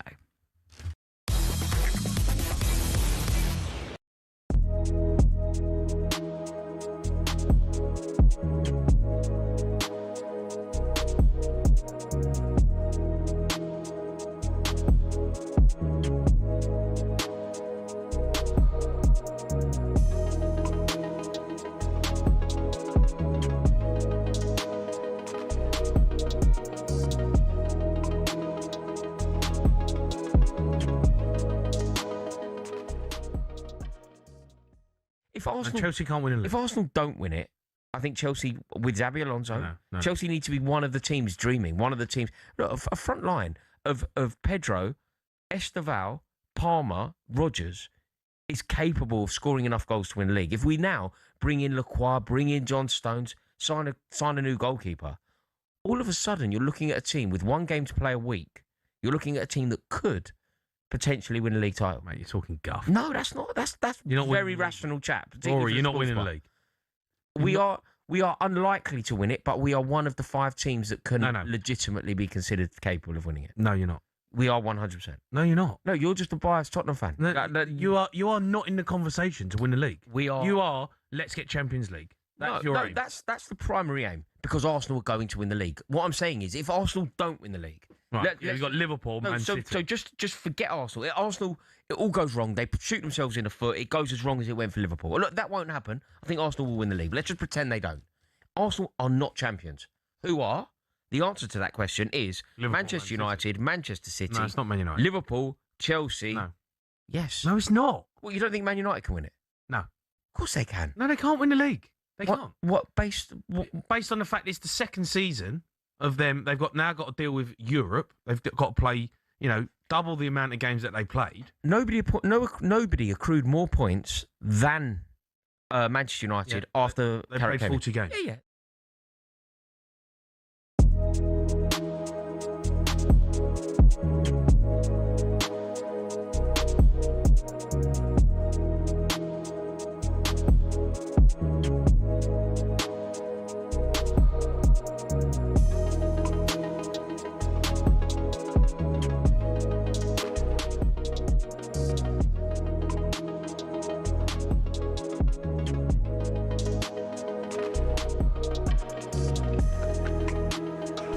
It is day 1 of the Commonwealth Games. I did call it the Championship Games, but that's just giving it more of an elevation, clearly. It is a championship. It works perfectly. Thank you. Greg Rutherford is alongside me. He knows what it's like to win a gold at the Commonwealth Games as well. We're keeping you right across that. Also, we're keeping you across the World Match Play in the darts. Let's cross to the Winter Gardens and find out what's happening in the quarterfinals. Mark Wilson. Yeah, good evening. Quarter-final night here already through Lassat, Luke Littler and Dirk van Duivenbode. First quarter-final tonight, Ross Smith against Gerwyn Price. They shared the opening 4 legs. Price produced a break to lead 3-2, and he kept up with that lead until they got to 7-6, and a pivotal moment in the game. Smith had a chance to break back. He missed double 16. Price stepped in to take out 60, and then broke Smith again in the next leg, again after Smith had missed a couple of doubles. So it's Price leading in a race to 16. He leads by 9 legs to 6. It's all live right now over on talkSPORT 2 with Ian Danter and Laura Turner, with Ross Smith 6, Gerwyn Price 9. And you can listen to live commentary from Blackpool's Winter Gardens over on talkSPORT 2 right now. Let's find out what's happening in the men's gymnastics in the team event. Maybe some worrying news for England. Georgie Heath. Yeah, so a lot going on here. So heading into the final rotation, Canada in first, Team England in second. We knew they were on the charge. And, well, we have just seen, it was quite a difficult one to watch, actually. Gabriel Langton from Team England, he was on the high bar and he's fallen off it and he's landed face down. But the good news is, with medical staff on hand, he is conscious and he's moving, he's been straightening his legs, but it's very quiet and very subdued in the arena at the moment. So competition has been delayed for now. now, because it did look a very, very heavy fall. So he's receiving some treatment at the moment as we've just started this final rotation. So I'll bring you an update of that as soon as I find out anything more about the state of Gabriel Langton. Georgie, thank you very much. I mean, that is always the worrying thing with any sport, really, that a serious injury can be picked up. I mean, earlier on in the Subdivision 1, so one of the first events when it came to this all-round men's event, Jovi Low of Singapore was on the high bar, and he was going so fast that he clearly lost his grip and went flying. I'm not kidding you. He went flying off the bar, landed on his back. I mean, I was thinking, well, that's it. He's done. He can't compete anymore. But he did get back up and go again and actually put in a brilliant performance after that. But, I mean, the dangers that athletes could put themselves through. Yeah, I mean... You know it with your cramp today. Yeah, the long jump, there's injury risk, but there's not these massive apparatus that you're spinning around on and throwing yourself off of. I mean, it is remarkable. And the interesting, we were talking about it earlier about getting into peak performance ready for these major championships. But generally, when your body is in such good shape, you are literally on a knife edge of injury. And often what will also happen, you'll get to the major, you might give that little bit of that sort of 0.5% more. And the risk with that is that things can go wrong. And again, in those sorts of events, when things go wrong, they go really wrong.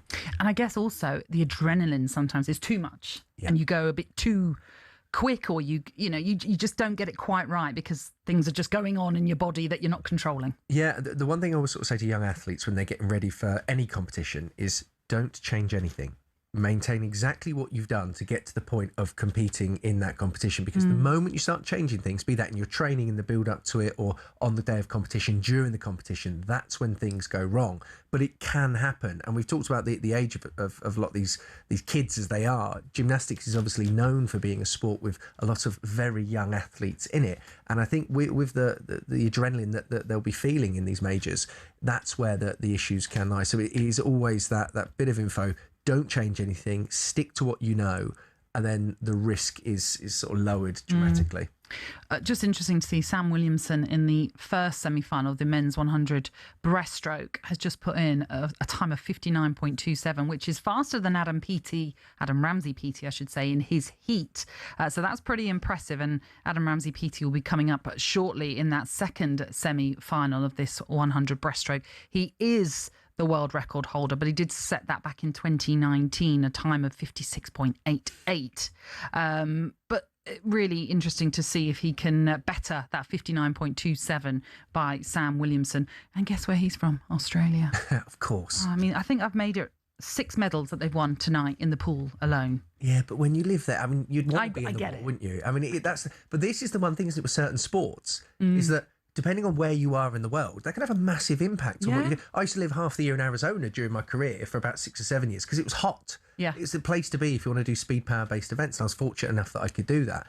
But I was just chasing the sun. So I don't blame the Australians at all. I think we should be doing the same. We should all just go to Australia.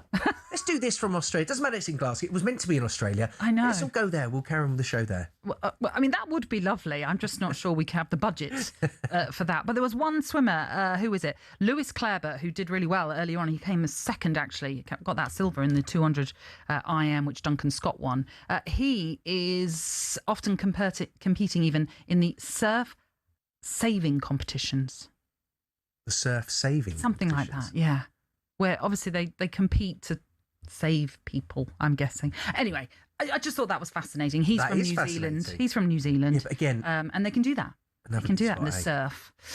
Anyhow, well, let's take you back to the pool because Adam Ramsey PT is in action shortly. So Molly Renshaw and Alfie Reynolds can take you through it. It's the second of the men's 100-metre breaststroke semi-finals. So Adam Ramsey PT was the fastest in qualifying. He has to get one of the fastest 8 times to qualify for the final. Shouldn't be too much of a problem for him, but we're about to see him get underway very, very shortly. That's how it works in the swimming. It's not necessarily about coming first, second, third or fourth in your semi-final. It's purely the fastest 8 swimmers that can make it through, and we're going to be getting underway very, very shortly. Adam Ramsey PT, he won this title in 2014 and 2018, had a bit of a shock 4th place finish in 2022. He is in lane 4, next to him in lane 5, competing for Jersey, Philip Nowacki will keep an eye on him. He is a real up-and-comer. But it's the men's 100-metre breaststroke, the second semi-finals,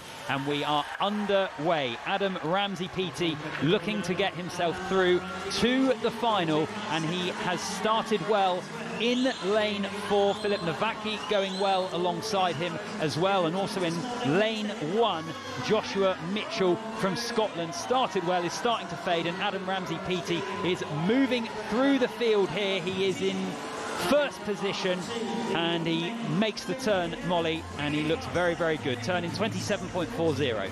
Yeah, he looks great down that first 50. You know, his starts and his turns aren't always his strong points, but as soon as he gets up into that really strong, fast, powerful stroke, he just seems to pull away. But Nowacki to his left is coming back very strong, a very good 200 metres from this, so we know he's going to finish strong here. And didn't have time to mention him before, but Greg Butler in lane 6, also swimming for Team England, is going well as well. Adam Ramsey-Peaty is going to win this second semi-final as they approach the end. He gets there first, Nowacki comes second, Butler is in third, and then in fourth it's Zach Stubblety-Cook from Australia. Adam Ramsey-Peaty in 59.19. That will be enough for him to make it through, as you would expect. We'll have the confirmation of the rest of the finalists in just a moment, but another solid, impressive swim from Adam Ramsey-Peaty, Molly.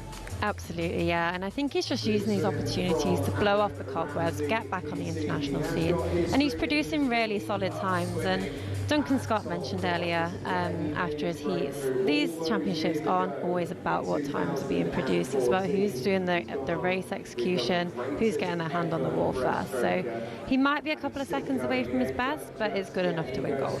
And Adam Ramsey-Peaty qualifies as fastest for the final, 59.19. This is the other 7 swimmers that will be alongside him: Sam Williamson from Australia, Philip Nowacki, who we mentioned a couple of times, from Jersey, Oliver Dawson, Canada, Michael Hooley, South Africa, Greg Butler from England, Zach Stubblety-Cook, Australia, and Chris Smith from South Africa. That will be the finalists for the men's 100-metre breaststroke.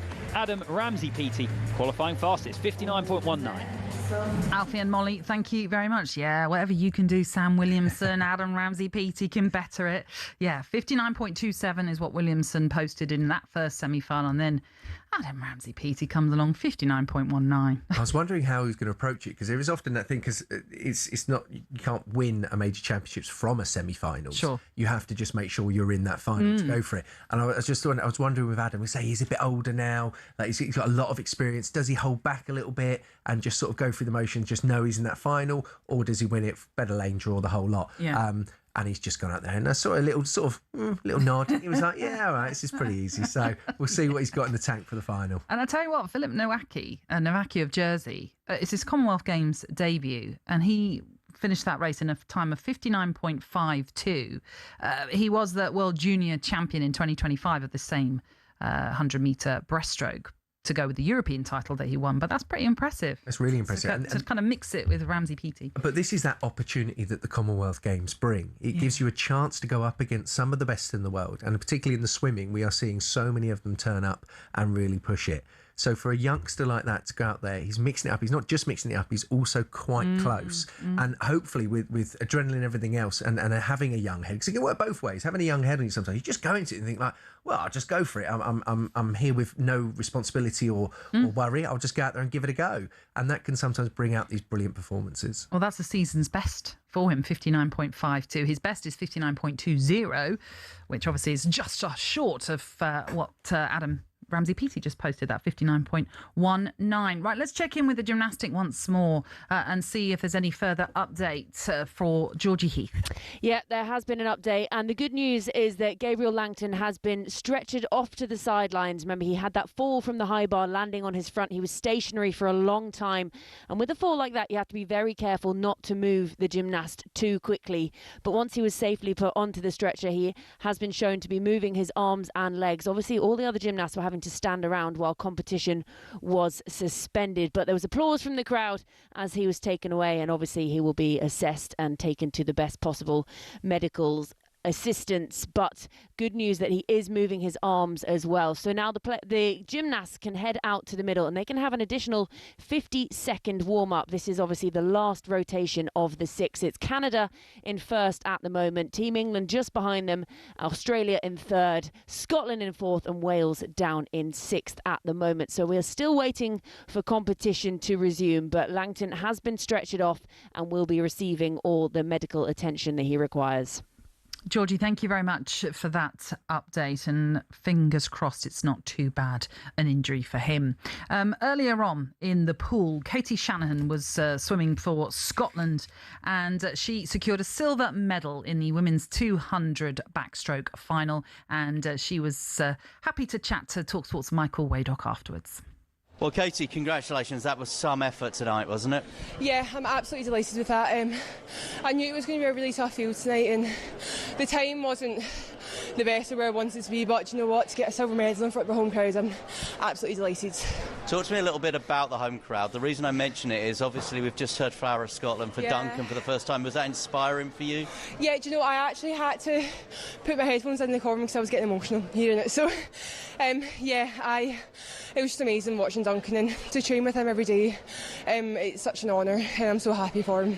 And obviously being a Team Scotland athlete, you will have followed the developments of these games, how they stepped in and saved them. Is it everything you imagined it to be? Do you know what it actually is, yeah. Obviously when I knew that the games were going to be here, I was so excited, but they put such a good show on, and it's just a start. I'm sure the rest of this week will be pretty special, so yeah. We're going to see you in a little bit again, aren't we? Yeah, surprisingly I didn't expect to be having this relay, but it's such an honour, and I'm really excited for it. If my legs hold up for it, yeah. So that was Michael Waydock, who is poolside, bringing us all the reaction to everything that is happening on day one of these Commonwealth Games. And he's actually just updated us on Adam Ramsey-Peaty, who he says has hurt his finger, so he's had to be taken away for treatment after winning that semi-final, as we heard, in that time of 59.19. He doesn't expect it will harm his chances, but just wanted to reflect that. Might mean that we won't get to hear from him today, because obviously medical treatment comes first rather than mixed zone or interviews and all that malarkey. Yeah, clearly it means that he obviously pushed it a little bit harder than maybe we thought. We thought maybe he was taking it easy and he had the little nod, but maybe he was pushing it even harder than it looked. I don't know. Yeah. Maybe that's the thing. It is also a great way of getting out of having to do media. So not saying that Ads has done that. Is that something you've done? I've witnessed others do it. So when I'm working on the Olympics and been in the mixed zone interviewing athletes, there's been the odd one that there's nothing wrong with them, and they've gone for it. Not saying that Adam Peaty's done that at all. Okay. You obviously could have very much, but it is a great way of getting away with not having to speak to the media. So they're just like, sorry, I've got to go for treatment. Yeah, I've got to go for treatment. It always comes first. But again, I'm not saying. No, I know. You're broadening it out. Yeah, but these things happen, don't they? Well, absolutely. But fingers crossed he's going to be okay for that final, because he swam brilliantly in that semi-final to secure the fastest time, which holds him in good stead to win that Commonwealth gold for him, in what she is the world record holder, we should point out. Still within the pool, it's been a great day so far for Australia. They've won 6 medals today. England 2, Scotland 3. Wales also won a medal with Ella Letton-Jones in the 100 free S13 category. So that, remember, the para athletes do compete at the same time as the able-bodied athletes, which is the uniqueness of the Commonwealth Games, which is absolutely brilliant to see. But more to come from the pool. There's a couple of finals taking place right now in the SM10 category, and that is also in the 200 metre individual medley. The SM10 category is for the least severe physical impairments, and then after those we have the 4x100 free relays in both the women's and men's to look forward to. So the pool action continuing to be very busy this evening, and of course we'll keep you up to date with what's happening in the gymnastics. Also on the way, Lewis Richardson, a bronze medalist at the Paris Games, will be joining us to talk all things boxing at these Commonwealth Games.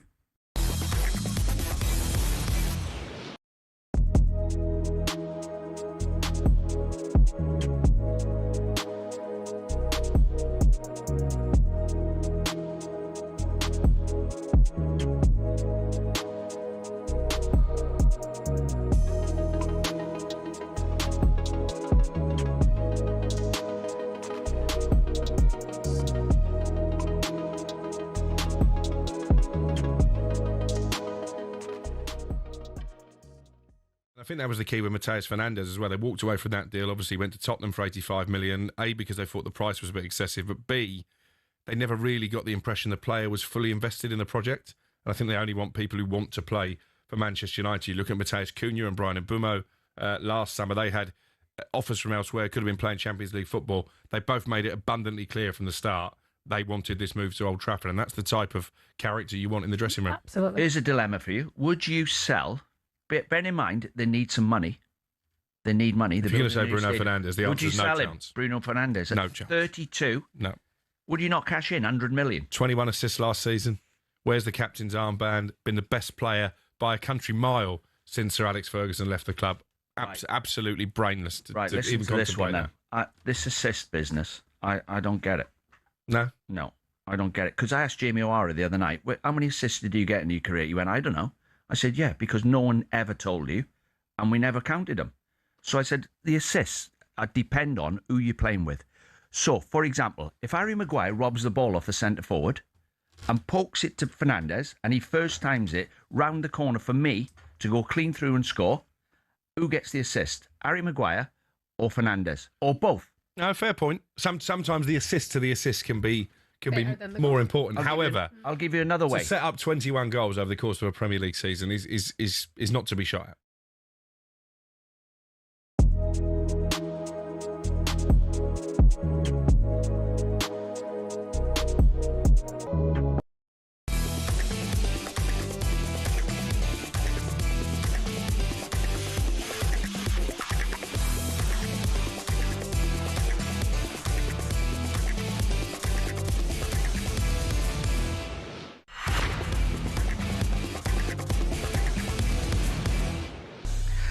This is the Commonwealth Games kickoff show. We're going to be with you nightly throughout the incredible tournament, which will include athletics. Remember, it is a scaled-down event. There's only 10 core sports. I think in Birmingham 4 years ago, there were 17, but they've had to do that because this was a games that had to be readied quicker than Glasgow would have wanted. That was after the state of Victoria in Australia had to pull out due to the rising costs. That being said, it's already been pretty eventful. We've had another final, so let's find out what happened in the pool in the women's SM10 200 individual medley. Alfie Reynolds. Well, gold went to Faye Rogers from Scotland in a time of 2:29.61. She was battling for most of that race with Canada's Katie Cosgrave, who actually faded in the end to finish fourth. Jasmine Greenwood from Australia took silver, and Mary Gibb from Canada took the bronze. Molly Renshaw watching alongside me. And Molly, one of the amazing things about Faye Rogers, our reporter Michael Waddock's just drawn my attention to this, that she's going to be swimming in an able-bodied event later in the week too, which is extraordinary really when you think about it. And for this final, she led for pretty much all of it. Yeah, she had a great swim. She was really strong through the first 100 metres and had a great breaststroke leg, which brought her up to first, and managed to hold on down the freestyle leg too. But yeah, very exciting week for her.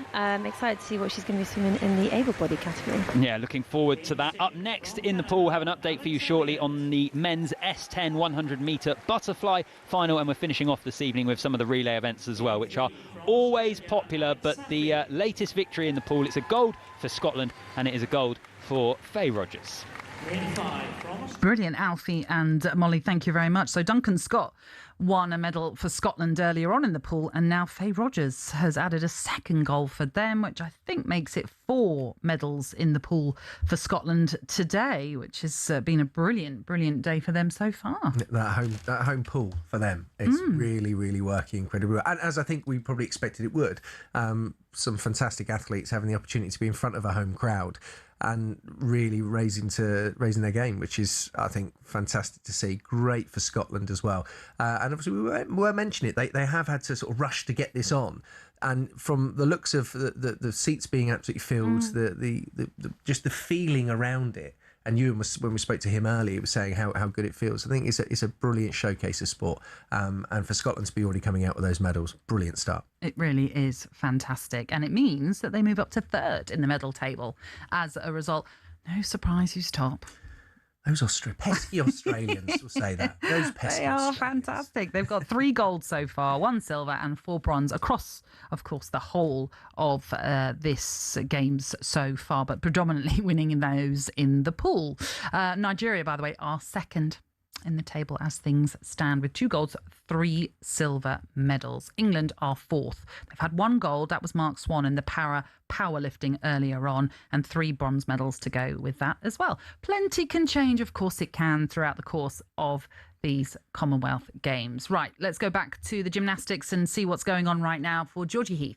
So we are back underway at the gymnastics after Gabriel Langton was stretchered away to go and receive medical treatment. But that meant that his teammate Luke Whitehouse had the difficult task of having to head out right to the bar where he'd seen his teammate fall just a few minutes previously. He had a pretty clean run and then a little step on landing. But then Alexander Yolshin-Cash came out to the high bar and absolutely nailed it. 5th on the day, and he's got himself a place in the individual final as well as bagging some points for his country. So very difficult circumstances obviously for the Team England gymnasts at the moment, but they are still fighting. Remember that coming into this final rotation they were sitting 2nd behind Canada, so all is not lost yet, and obviously we will give you any updates that we hear about Gabriel Langton as well while he receives medical treatment. Georgie, thank you very much.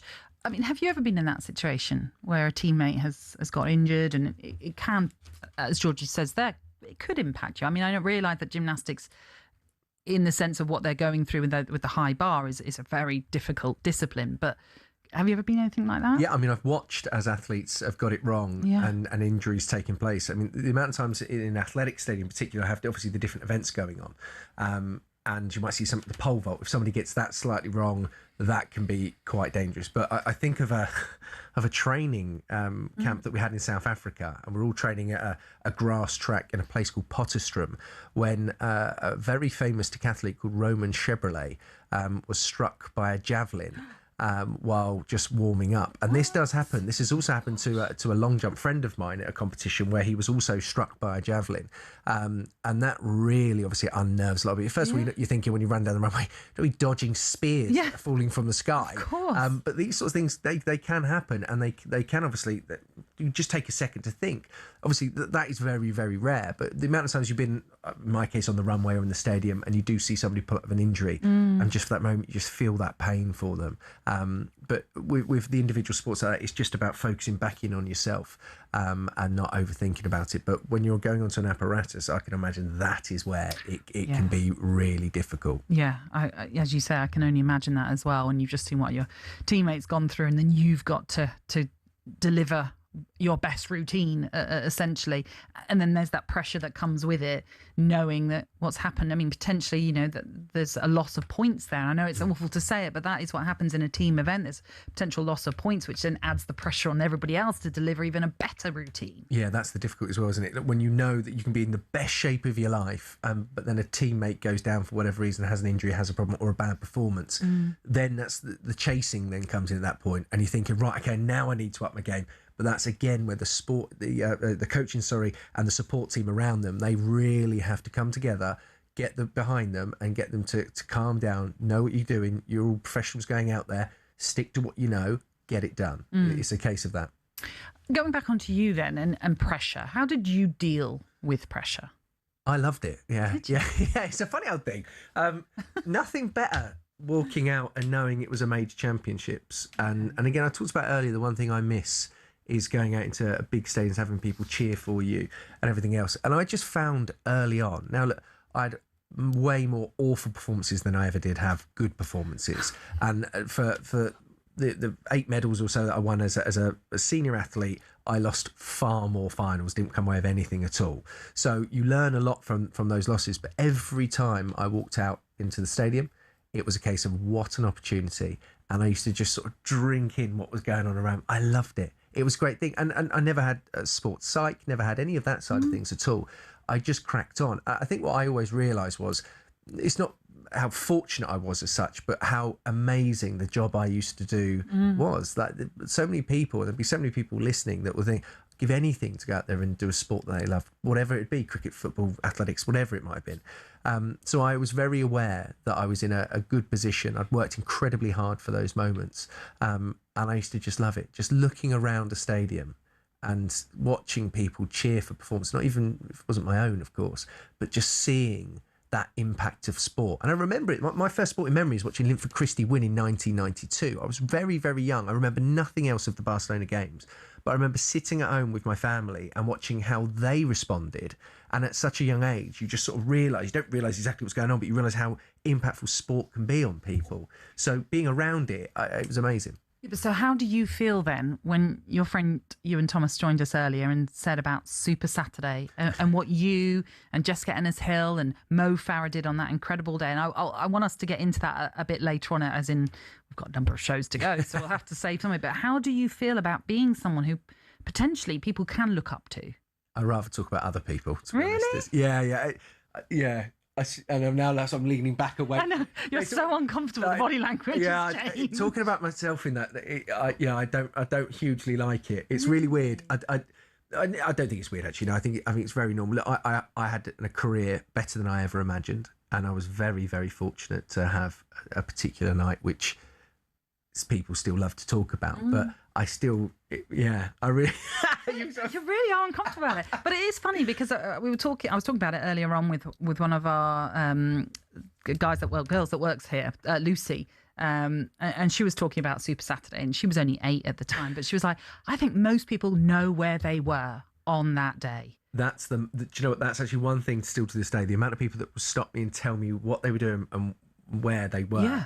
I had one person saying they were listening to a radio on a Nordic fjord. This is the most idyllic place. Incredible that. And they said it was perfectly still, and they were out on a fishing trip, and they were listening to it on the radio, and the wave, they basically were jumping around on this boat. And I was just like, what an amazing thing to be able to sort of say. And it is that is the fascinating thing. And I always sort of say it was obviously Jess wins first. There was me in the middle and then Mo at the end, and it was sort of like sandwiched by two of the greatest British athletes of all time.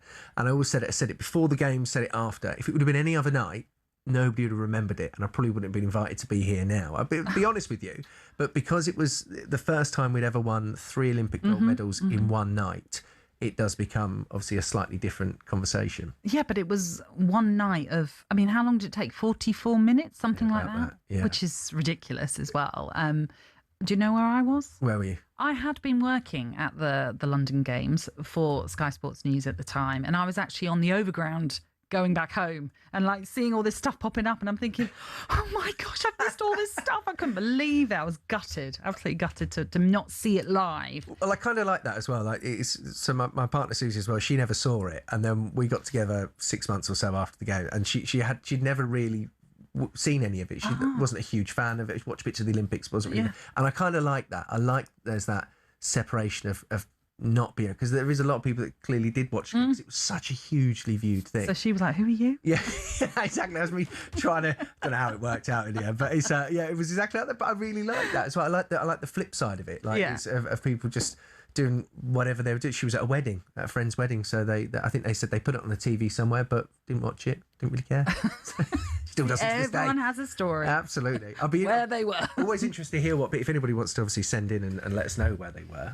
Because there are some really the obscure one, the Norwegian fjord. I'm not sure that can be bettered, but you never know. Well, the flip side of it, there's also a few children that were born 9 months after Super Saturday. And a lot of people love telling me that as well. So do you think there are a few Gregs named after you? And once, do you know what? I had a dog at Battersea Dogs Home named after me, and I wanted to rehome it, and then it got rehomed before I could. And then a giraffe at Whipsonade Zoo. That I thought was good awesome. animals, That I was have cool. to say. Very good. I do like a giraffe, so that's a good one. I like that. Right, we are going to take another break. There are 2 more finals to come in the pool, which is the 4x100 individual medleys. That is to come a little bit later. I should say freestyle, not individual medley, in both the men's and women's. So we'll bring you those finals a little bit later on because they're always fun as well. And GB boxer Lewis Richardson will also be joining us to talk all things boxing at these Commonwealth Games.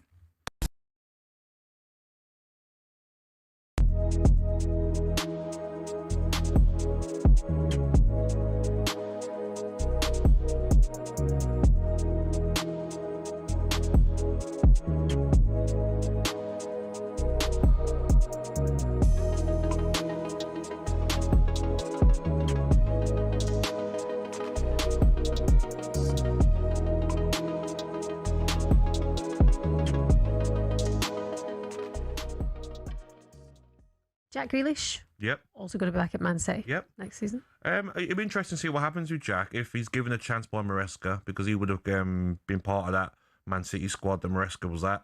Or will the manager think, no? And will Jack think, you know what, maybe I want to move on?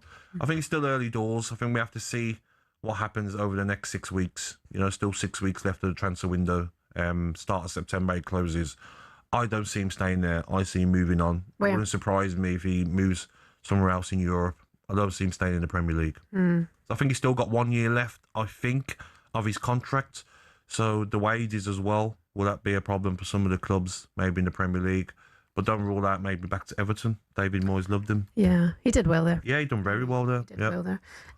Okay, interesting. And then, of course, Rodri, reportedly waiting for Real Madrid president Florentino Perez to sanction his return to Spain. And then there's growing support for the move in the capital after he skippered them to the World Cup. Of course, as well, he's linked to Real Madrid. Do you see that one getting done? It depends, because I did see that from Perez saying that it's not something that they want to do. And I don't think Manchester City are going to let him go on the cheap.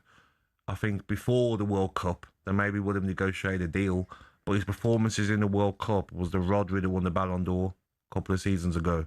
That Rodri I wouldn't sell for anything less than 80, 90, 100 million if I'm Manchester City. He's that good. And he's one of them players, Rodri, Shaban, that will play deep into his 30s. You know, doesn't rely on pace. Very good technically on the ball.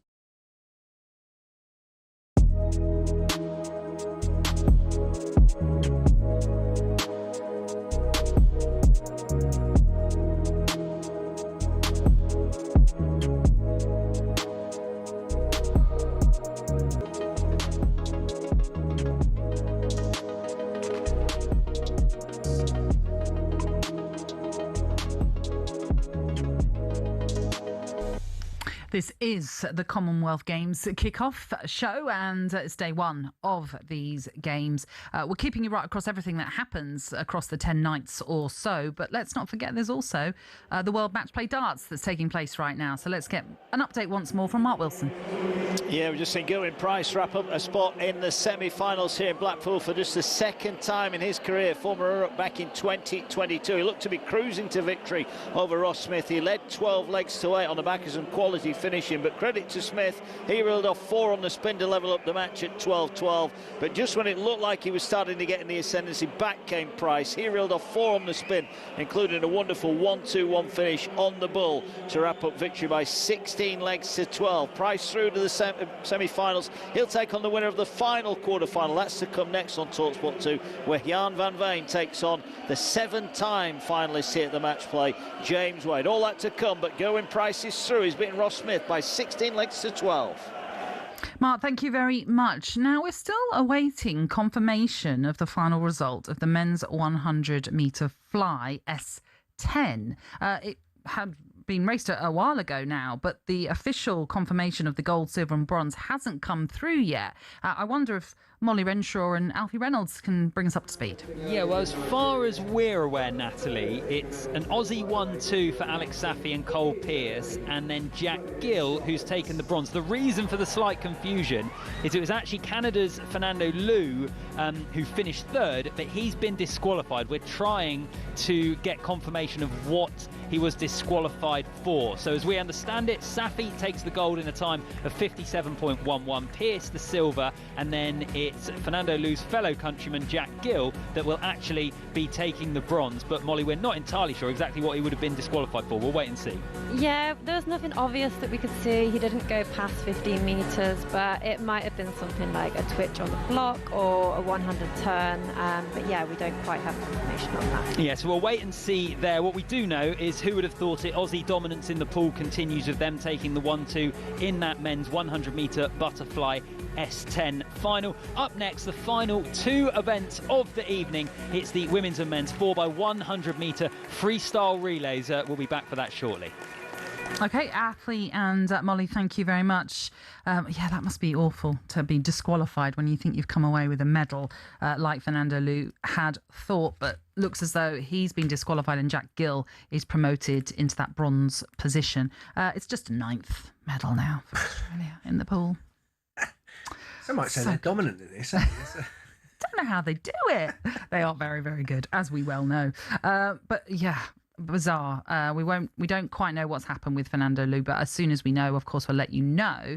And just to update you on what's happening with Gabrielle Langton, the English gymnast, who had an awful fall during the high bar apparatus in this all-round event. An ambulance has had to be called, so he's been taken to hospital, or will be taken to hospital, for a further medical update on him. I'm sure as soon as we find out more, we'll, of course, let you know. But, disappointment for him. I mean, just awful to come away with an injury like that, which there's speculation about maybe a broken arm, but that is all speculation. We hope that's not the case, or it's certainly whatever he has suffered, it will be a fairly quick recovery time for him. But horrible blow nonetheless. Yes, what you're not looking forward to in the championships is that, and we mentioned about the team as well, didn't we? And when it's that bad and you're going into an ambulance, that can have a big effect on them. So they will need to really sort of get together as a team, lean on each other, and hopefully they can carry on with a good performance. I sort of wonder if a Max Whitlock, this is where he comes into it, because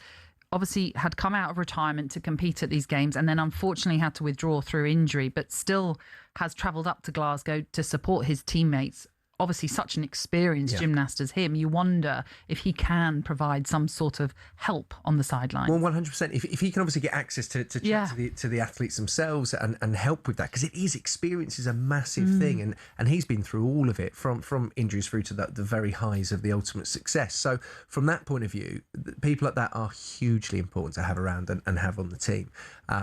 So I really do hope that they can sort of calm everything back down again, get ready, because you will, at the back of your mind, we all know, if you ever have a friend, family member, or anybody that gets hurt, you're thinking about them. You just need to hope that it doesn't affect performance in any way, shape or form. He kind of adopting a mentor role. Did you ever have like that sort of role as well? No, never brought me back. No, I didn't fancy it. Yeah, I talk too much nonsense, I think, as we're finding out quite quickly, aren't we? No, do you know what? I had a few athletes, and I do still talk to a few athletes who are currently competing. We just privately text me or via things like Instagram and things. But yeah, I do. And I think because the way my career worked, I had a lot of injury at the beginning, then I had this purple patch for about 4 years, then the injuries came back and I jumped ship. It was one of those things that I think I've experienced pretty much anything and everything you possibly can as a professional sportsman. So, there's a few I speak to. I did while I was still active, and now in retirement too. So, and I do enjoy that, because I think a lot of athletes put a lot of pressure on themselves, and think that minor things are going to become the biggest thing in their lives and change their lives forever. In actual fact, it's just remembering. In my case, it's running and jumping into a sandpit. It's ridiculous. When you say it like that. But it is. And in other cases, it's running very fast or running round and round. You have to really break it down to the fundamentals and realise, you know what? You're not going out to war. You're not saving people's lives on the front line or whatever else. You just have to calm that down a little bit, realise what you're doing, and take it all on board and get out there and do it. I always think, though, with nerves as well. Nerves is a sign of something you care about. Oh, it's a good thing. Yeah. I tell every athlete, having nerves...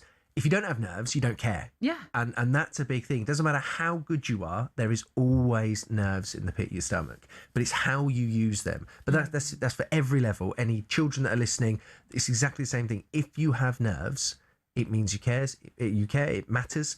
And actually, it's just harnessing them the right way, understanding that you will have them, accepting that, and moving forward. But it is an experience thing as well. We all have it, no matter what you do. We'll have people that will be going to work on Monday and have to talk in front of people. They'll get very nervous for it. But it's just understanding that's a big part of it. Yeah, absolutely. You wonder if Faye Rogers may have had a few nerves going into that final of the women's 200 individual medley SM10 race. Well, if she did, she certainly didn't show them, because she came through to win gold in that one, for a second gold in the pool for Scotland. And she caught up with talkSPORT's Michael Waydock. Faye, congratulations. Did you wake up this morning thinking, by the time I go to bed tonight, I will be a Commonwealth Games champion in Glasgow, in Scotland, wearing Team Scotland kit? Honestly, absolutely not. I was so nervous all day, actually. I think with the medley not being my preferred event, and certainly not my best event, it's always a bit unpredictable for me. Like I'm not quite as confident as I am on my butterfly, so I thought I was definitely more nervous than I've ever been, actually. All day I've been wandering around saying it. I think everyone's sick of listening to me. So no, I absolutely did not. But I'm so happy that that's how it worked out. We heard Flower of Scotland for Duncan Scott in here earlier. It's some moment, and you're going to get that moment. Yeah, I actually watched Duncan swim before I got in my warm-up, and it was a massive driving force. It's just incredible. Also, it was in the same event, and I'm stood in the prep space watching the men, and I'm thinking, if I could just do that. Not quite how it works, but yeah. So honestly, such a so inspiring. I mean, Duncan's someone that I looked up to growing up, and even now, sometimes you sit on the same table as him, and I'm slightly nervous. So no, it's really cool to be. I think the first female gold medal. It's just incredible, and a home games, home pool. How cool is that? Well, you can look him in the eye, gold medal to gold medal now. I just want to ask you, obviously, you are going to be back later on in the week swimming again. Tonight was a para discipline, and when we see you later on in the games, it's going to be a non-para discipline. Yeah, I'm super, super, super excited about that. Genuinely like a kid at Christmas. Yeah, so the 200 fly was always my favourite event before my accident. It was definitely my best event, and yeah, I didn't really swim it much after my accident because it was a little bit frustrating. It felt different, and every stroke's just a reminder that your stroke's just not the same as it was before, and I found that really difficult. But yeah, last season I've come a long way, and I'm swimming it again, and I'm now actually faster than I was before my accident, which is just something I was told would never be possible, and something that I genuinely didn't believe would be possible. So yeah, there's no pressure on me next week in that 2 fly. I'm just there to have fun and yeah, just show the world that I can do it, and any girls with disabilities, you can't tell us no, because we can do it anyway. And yeah, we know I'm not going to go in there, and when we know, it's just, and that's what's cool about it. There's no pressure. I just get to swim and have fun and really enjoy racing, which again, not many people get the opportunity. So super, super excited. What a super message as well from Faye Rogers there about disability doesn't have to impair you from achieving your goals, and that's exactly what she's done. And the fact that she's mentioned that she's now swimming faster, and she's talked about the accident. She was in a car accident which then permanently damaged her right arm. So to then be able to come out, and we're lucky we're watching some of the images of her receiving her medal and everything in here. For the people that aren't, you can see the emotion of the family. Yeah. There's a sort of always a level of disbelief in a way, and that moment you stand on the top of the podium, it's a feeling unlike anything else. And listening to her talk about people like Duncan, this is why, again, these opportunities at these majors are such a brilliant thing for youngsters coming through who are now competing, winning medals for their country, being surrounded by their heroes, as she is with Duncan Scott, sitting at the same table. Just things simple as that. But you do go through these moments. Absolutely. And it is brilliant. And it's an opportunity, as I say, for all of them to go out there, get that experience and live absolutely their best lives. Oh, it's fabulous. It certainly is. Lots more still to come. We've got half an hour left of the show. There's 2 more finals to come in the pool, that being the 4x100 free relays in both the men's and women's. And Lewis Richardson, the boxer, will join us to talk boxing as well at these Commonwealth Games.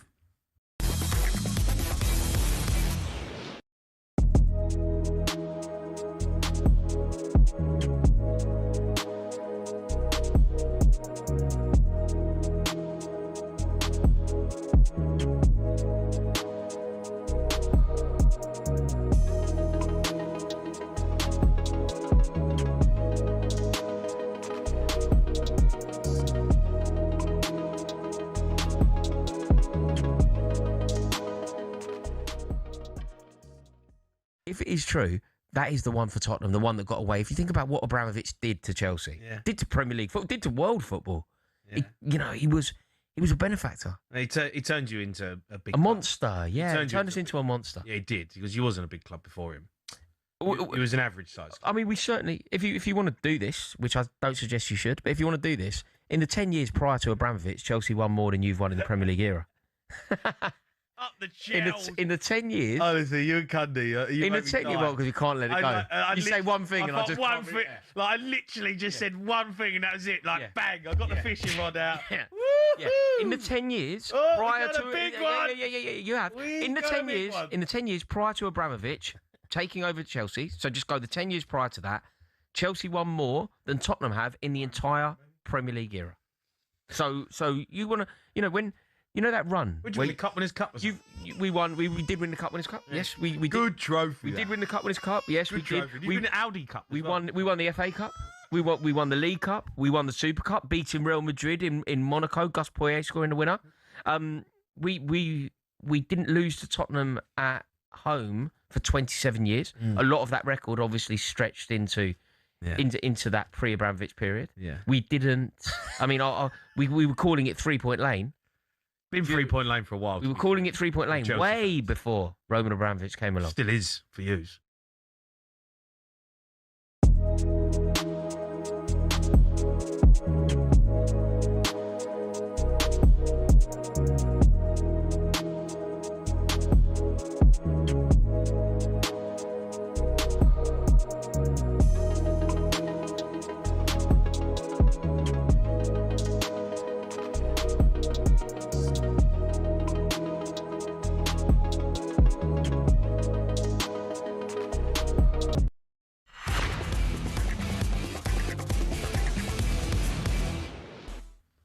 It is day one of these Commonwealth Games, and we're going to take you straight back to the Tollcross International Swimming Centre because the relays are always hotly contested. They're one of the best events in the swimming as well. So it is the 4x100 freestyle relay in the women's section that's about to get underway. So let's take you back to Molly Renshaw and Alfie Reynolds. Yeah, always a popular event, this one. England have just been introduced, and now the turn of the Aussies. And Molly Renshaw, I don't think we can understate how heavily favoured the Australian team will be for this. Their qualifying time was about 3 seconds faster than the next fastest team. They've won this event in every Commonwealth Games since 1994. Is the gold medal going anywhere other than back to Australia here? I struggle to see it going anywhere else. You know, they have such domination and depth in this event. They had a completely different team in the heat, so everyone you're about to see here in Team Australia was rested from this morning's swim, so they're very fresh, ready to go fast, and it's just great that they have the depth to be able to do that. Well, in terms of England and Scotland, England's team is Eva Okaro, Freya Colbert, Leah Schlossen and Freya Anderson. For Scotland, Evelyn Davis will lead them off. It's Emma Wood, Lucy Hope and then Katie Shanahan is the final leg. For Wales, Theodora Taylor, Megan Higgs, Beck Sutton and Sophie Davies. And as for the Aussies, it's going to be Meg Harris, Shayna Jack, Alex Perkins and Molly O'Callaghan. We're going to be getting underway very, very shortly. Guernsey, lane 1, South Africa 2, Wales 3, Australia 4, England 5, Scotland 6, Northern Ireland 7, the Cayman Islands in 8. The women's 4x100 metre freestyle relay, and we are underway, and we will keep an eye out for the yellow swim cap of Meg Harris, who will lead the Aussies off. We expect them to lead this from the front. They are such a strong quartet. They have had such dominance in this event, and it is Australia that have started well here.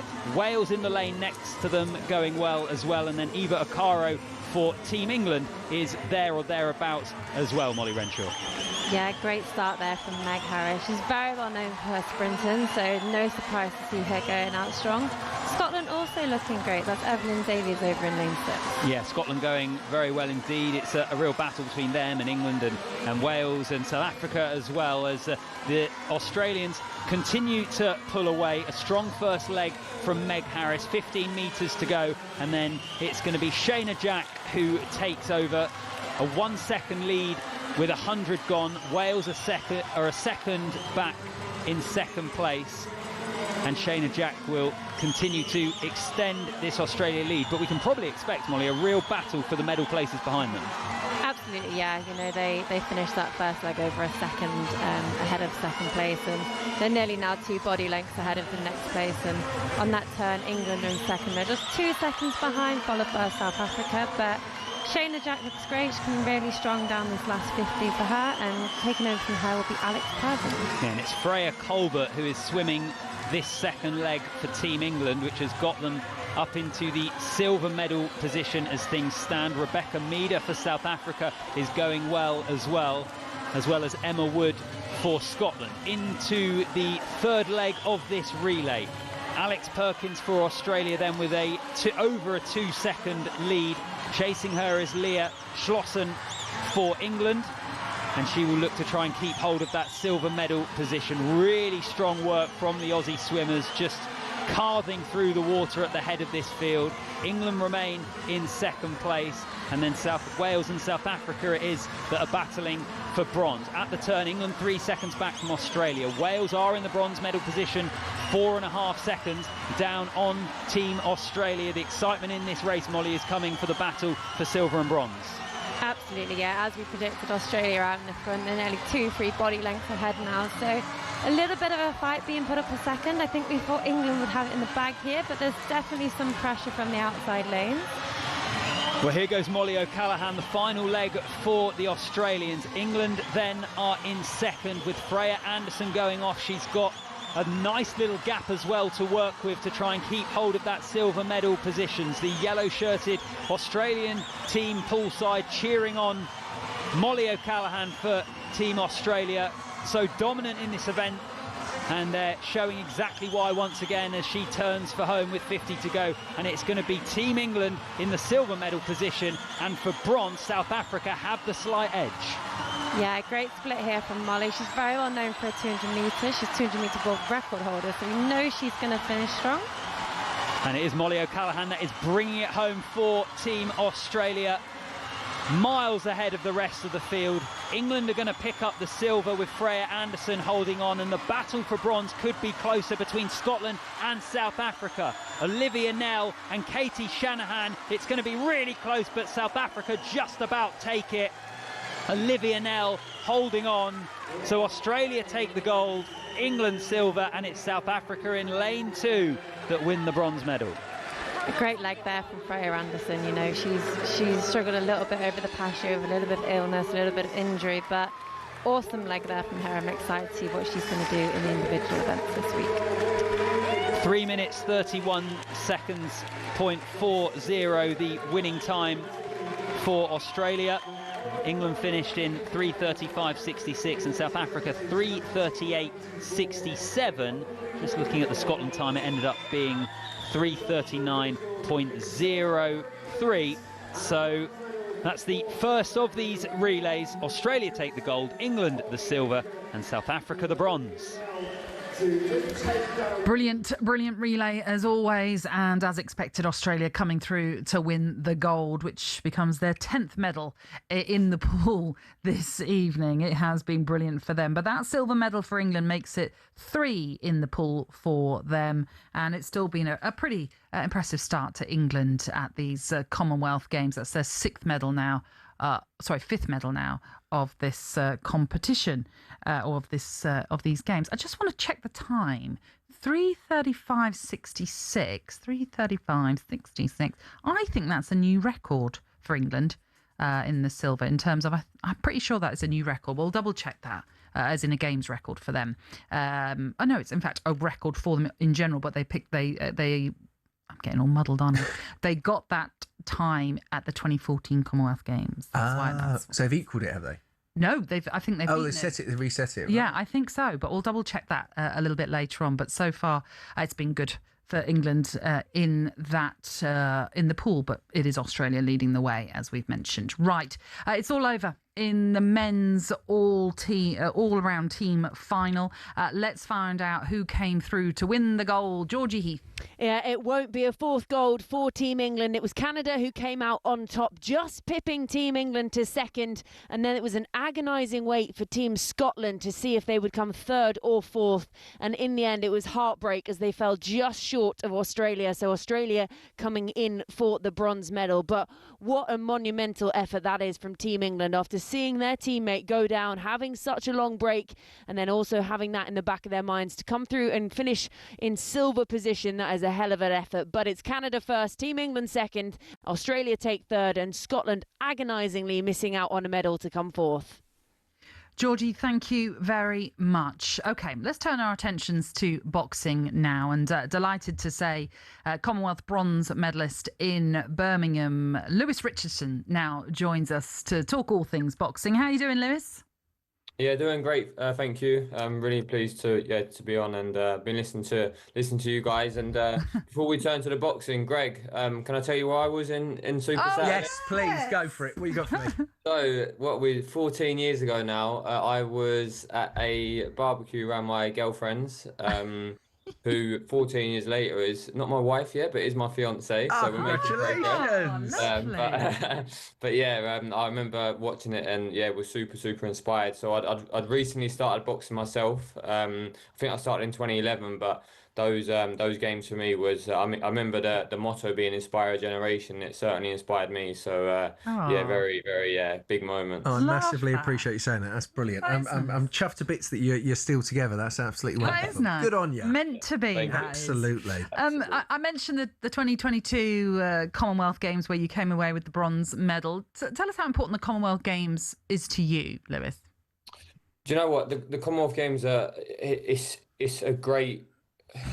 It's a great experience. It's crucial for the experience of a multi-sport event to then go on to, of course, the people's pinnacles, which are the Olympic Games. But very, very fond memories. I remember going into the Commonwealth Games and being one of the favourites. So a little bit bittersweet because I didn't get the gold in Birmingham, but I'm so certain if I didn't have the experience I had at the Commonwealth Games, I wouldn't have medalled in Paris at the Olympic Games. So yeah, very grateful for those experiences and those moments.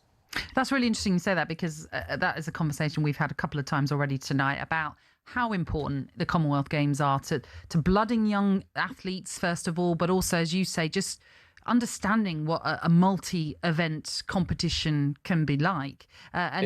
Go on, Lewis. It's just so different to any other. You go to European Championships, the World Championships, and they're major events, they're big competitions, and arguably they're harder competitions to do better at. But you don't get the exposure.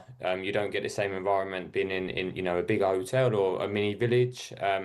And yeah, just being around a lot more sort of media presence, and it's how you deal with those moments, which will then make sure you're able to deliver in the ring or deliver on whatever your field of play is. So from 2022, let's fast forward to Paris, where you won a bronze medal there as well. But of course, it was a small team that Team GB sent out to those Olympic Games, and it didn't quite go according to plan for the majority. In fact, all but yourself failed at the first hurdle, essentially, all losing their first fights. How hard was that for you? Did that add more pressure on you, being the sole boxer left in? I think subconsciously it did. I remember being in the moment and being so present. It's one of my probably proudest achievements, aside from any medal or any other accolade. It's just how I conducted myself in Paris. I was really proud of how present I stayed and how true to myself I stayed throughout. And although there certainly was external pressure, I see a few headlines and a few tweets and really saying about disastrous start that GB Boxing had. But I was just confident in myself, and I had a great team around me, both from a boxing aspect, but also from family and friends. And I was confident. I was still able to be the man to do the job. Yeah, and as we say, you did come away with a medal as well. Fast forward again to where we're at now, and I think it's a team of 14 that England have sent to Glasgow. I'm sure you've glanced over everyone. Is there anyone that we should be looking out for, would you say? I mean, how long have we got? We've got a really good team. They're relatively young, but what I would say is they've got experience. They've been to some real tough tournaments over the last 18 months. So although I've stepped away from the amateur sort of Olympic setup, I've since transitioned to professional. But I do still train with a lot of the guys based in the English Institute of Sport in Sheffield. So although I'm professional, I train with all the team, to be honest. So I know them very well. We've got some real standouts. I'll do the others a disjustice, or not do the justice if I pick out certain names. But you'll see over the coming days, performances will speak for themselves. And it's day one today, and England have had 4 and picked up 4 wins, 1 via stoppage and 3 all on unanimous decisions. So Lauren, Ellis, Lucy, and Patrice today all delivered.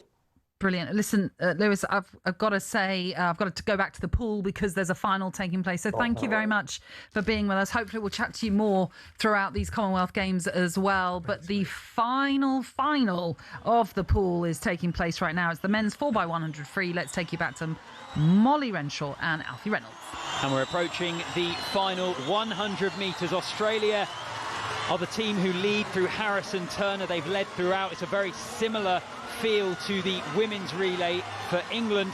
They're in the silver medal position. An excellent leg from Gabriel Shepherd as Kyle Chalmers for Australia takes up for the final 100 metres. Molly Renshaw alongside me. A really good swim from Gabriel Shepherd to pull England into the silver medal position there. Absolutely, yeah. We had really strong legs from Jacob Mills, James Guy, then Gabriel, and now in the water we've got Jacob Whittle. So he's doing very well. You know, we've got Kyle Chalmers next to him, who's a very experienced and fast swimmer, and Jacob's holding his own here.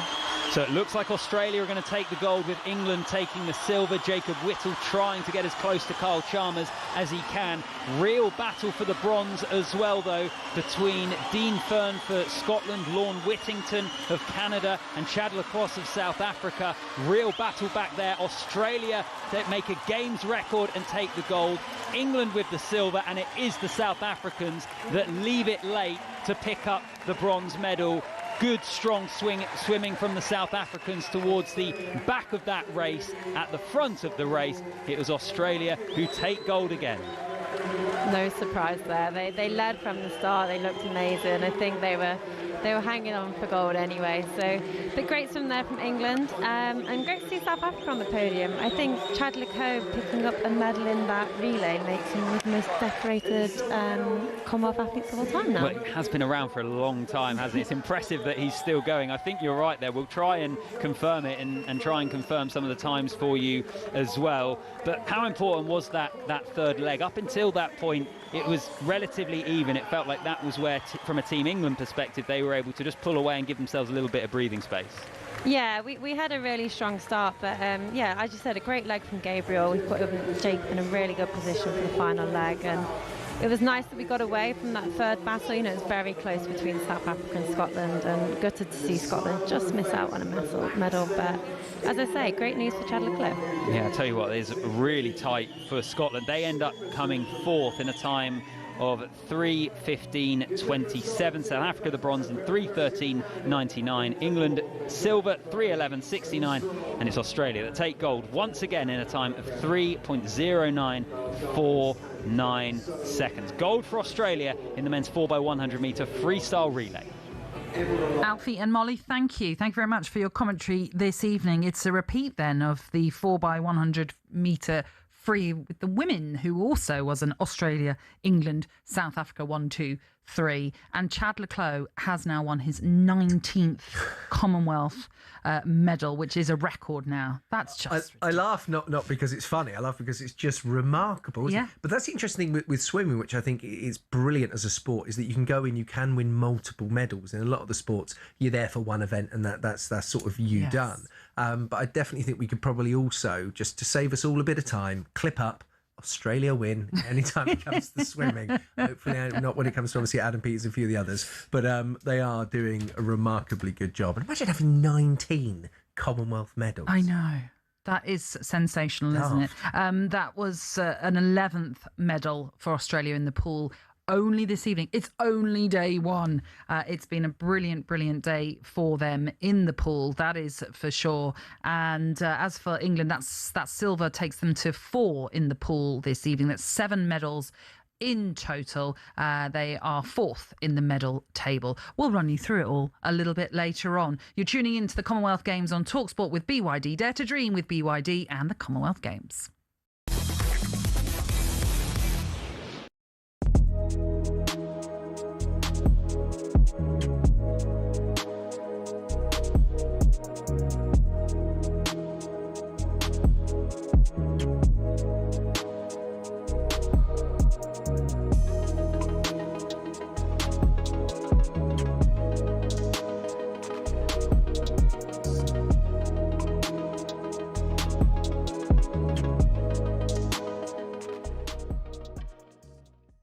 Jurgen Klopp has today been appointed as the new national team manager. As a Liverpool fan, would you spend the money on Diamonde as a sort of up-and-coming prospect, or would you go for Barcola as the ready-made replacement for Mo Salah? I'm not sure on Barcola. I'd probably Diamonde. I like him. But it's 110 million quid for potential. When you're paying 110 million quid for potential nowadays, I don't love that. And that's a problem. and that's where the market is, unfortunately. So it's a tough one. Liverpool have to replace Salah. They need wide players. Now they're talking about some player from Monaco who's probably would have been fifth choice at the start of the summer. So Liverpool fans would probably spontaneously combust if that's the only signing that came in those positions. I don't think they'll get the Monday. I think that's PSG all over. So then you're going to go for Barcola now, who Arsenal want as well. Yeah. And he's a very, very good player, but he's not in the PSG side, is he? 99% of the time. So he's in and out. I don't know. I'm torn. Is there any other options, I would say, to the recruitment department of Liverpool? Jurgen Klopp, by the way, just rounding off that conversation, one of his standout quotes today. I love that. I'm not doing this job for you. I'm for myself. I'm doing it for you, the German fans. No, he knows exactly what to say. That wasn't the quote I saw. The one I like was, if you go after my family, I'm gone. If you think I'm rubbish, tell me to my face and I'll leave immediately. I love the way he's preconditioning the media to behave themselves and bow. In other words, I'm here, I'll do it my way, and for any reason I get sniff of anything from you or the fans, I'll just walk.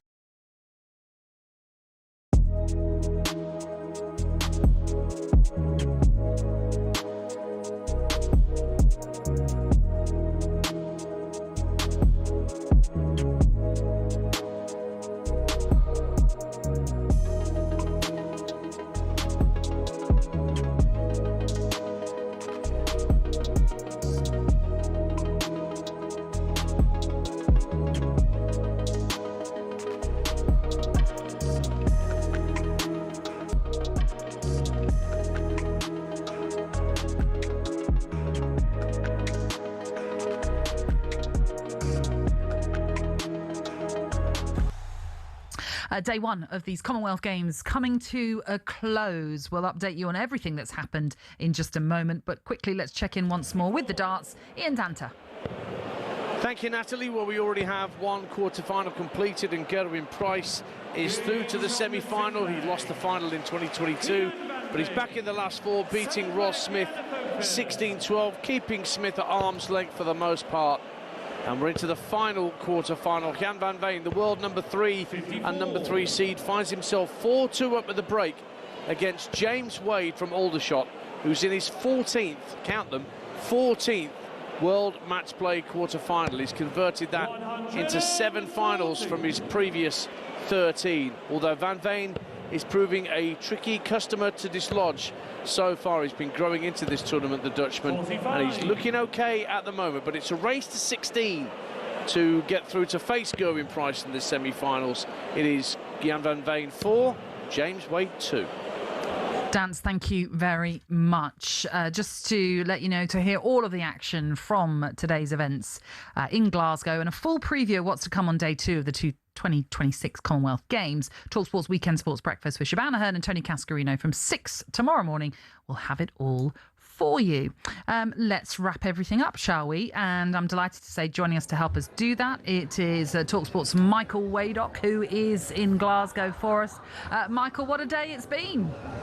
Yeah, good evening to you, Natalie. Yeah, what a day it's been. What an absolute privilege to have been there in the Armadillo for the para powerlifting earlier, and those were the first medals of these games, and that was a history-making moment, I think, because para sports have never had the honour of having the first medals of the games. So maybe it was apt for a Team England point of view that Mark Swan, who won silver in Birmingham in the men's lightweight category 4 years ago, he picked up that first gold. And then in the following event, which was the women's lightweight, there was another medal for the home nations. It was a bronze for England's Olivia Broom, but then we hot-footed it to Tollcross for the swimming, and what a night. I mean, the Aussies, as you've been reflecting, you and Greg, I mean, they have had a night, haven't they? I mean, Lani Pallister getting it going in what seems like hours and hours ago now, but it was just after 7 o'clock in that women's 400 metres freestyle final. They finished it off with an absolute flourish in these freestyle relays. I mean, I've just had a very quick chat actually with Team England's Freya Colbert, and she just told me, she said Australia in freestyle swimming,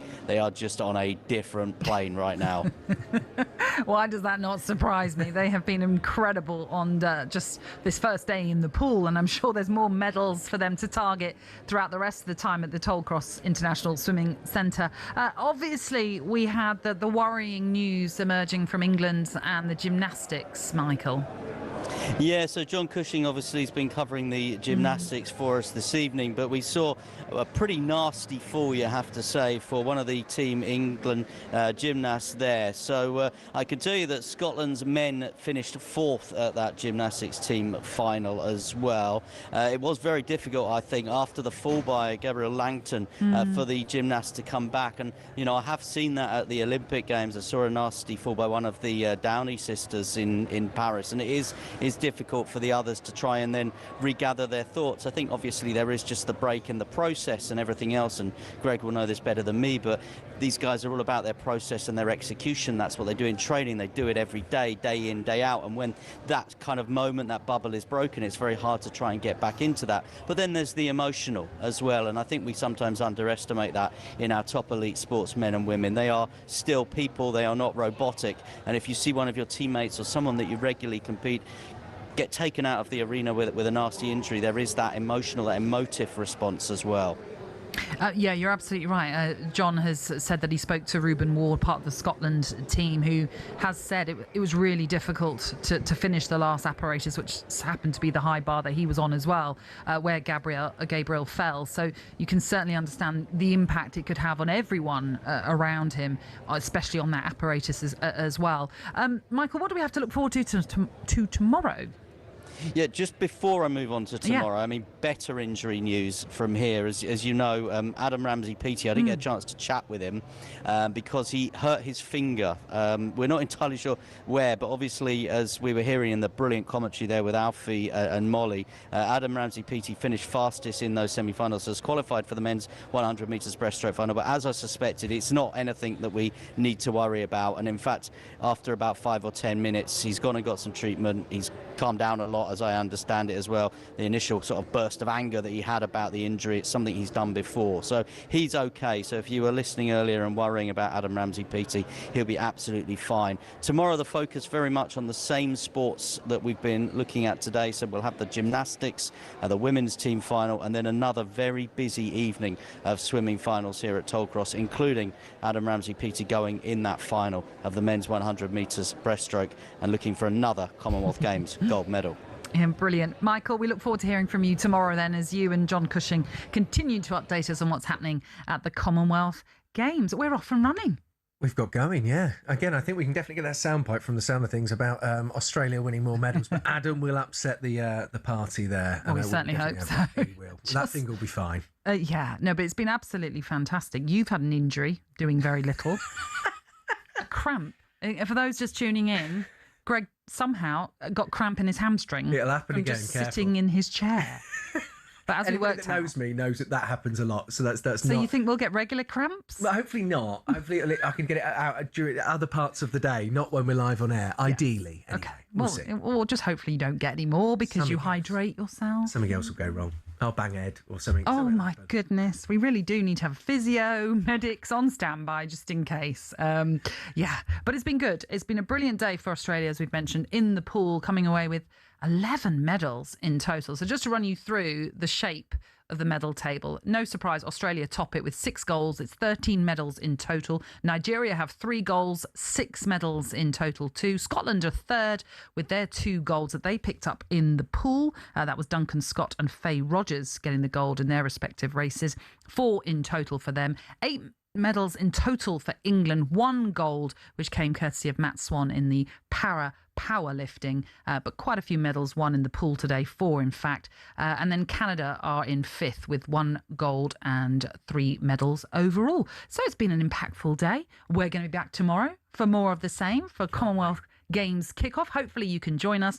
On the way next, you have the Sports Bar Weekender with Ben Fletcher and Carlton Cole. They're ready to take your calls. 03717 2233 44. Greg, thank you. Thank you. See you tomorrow. See ya.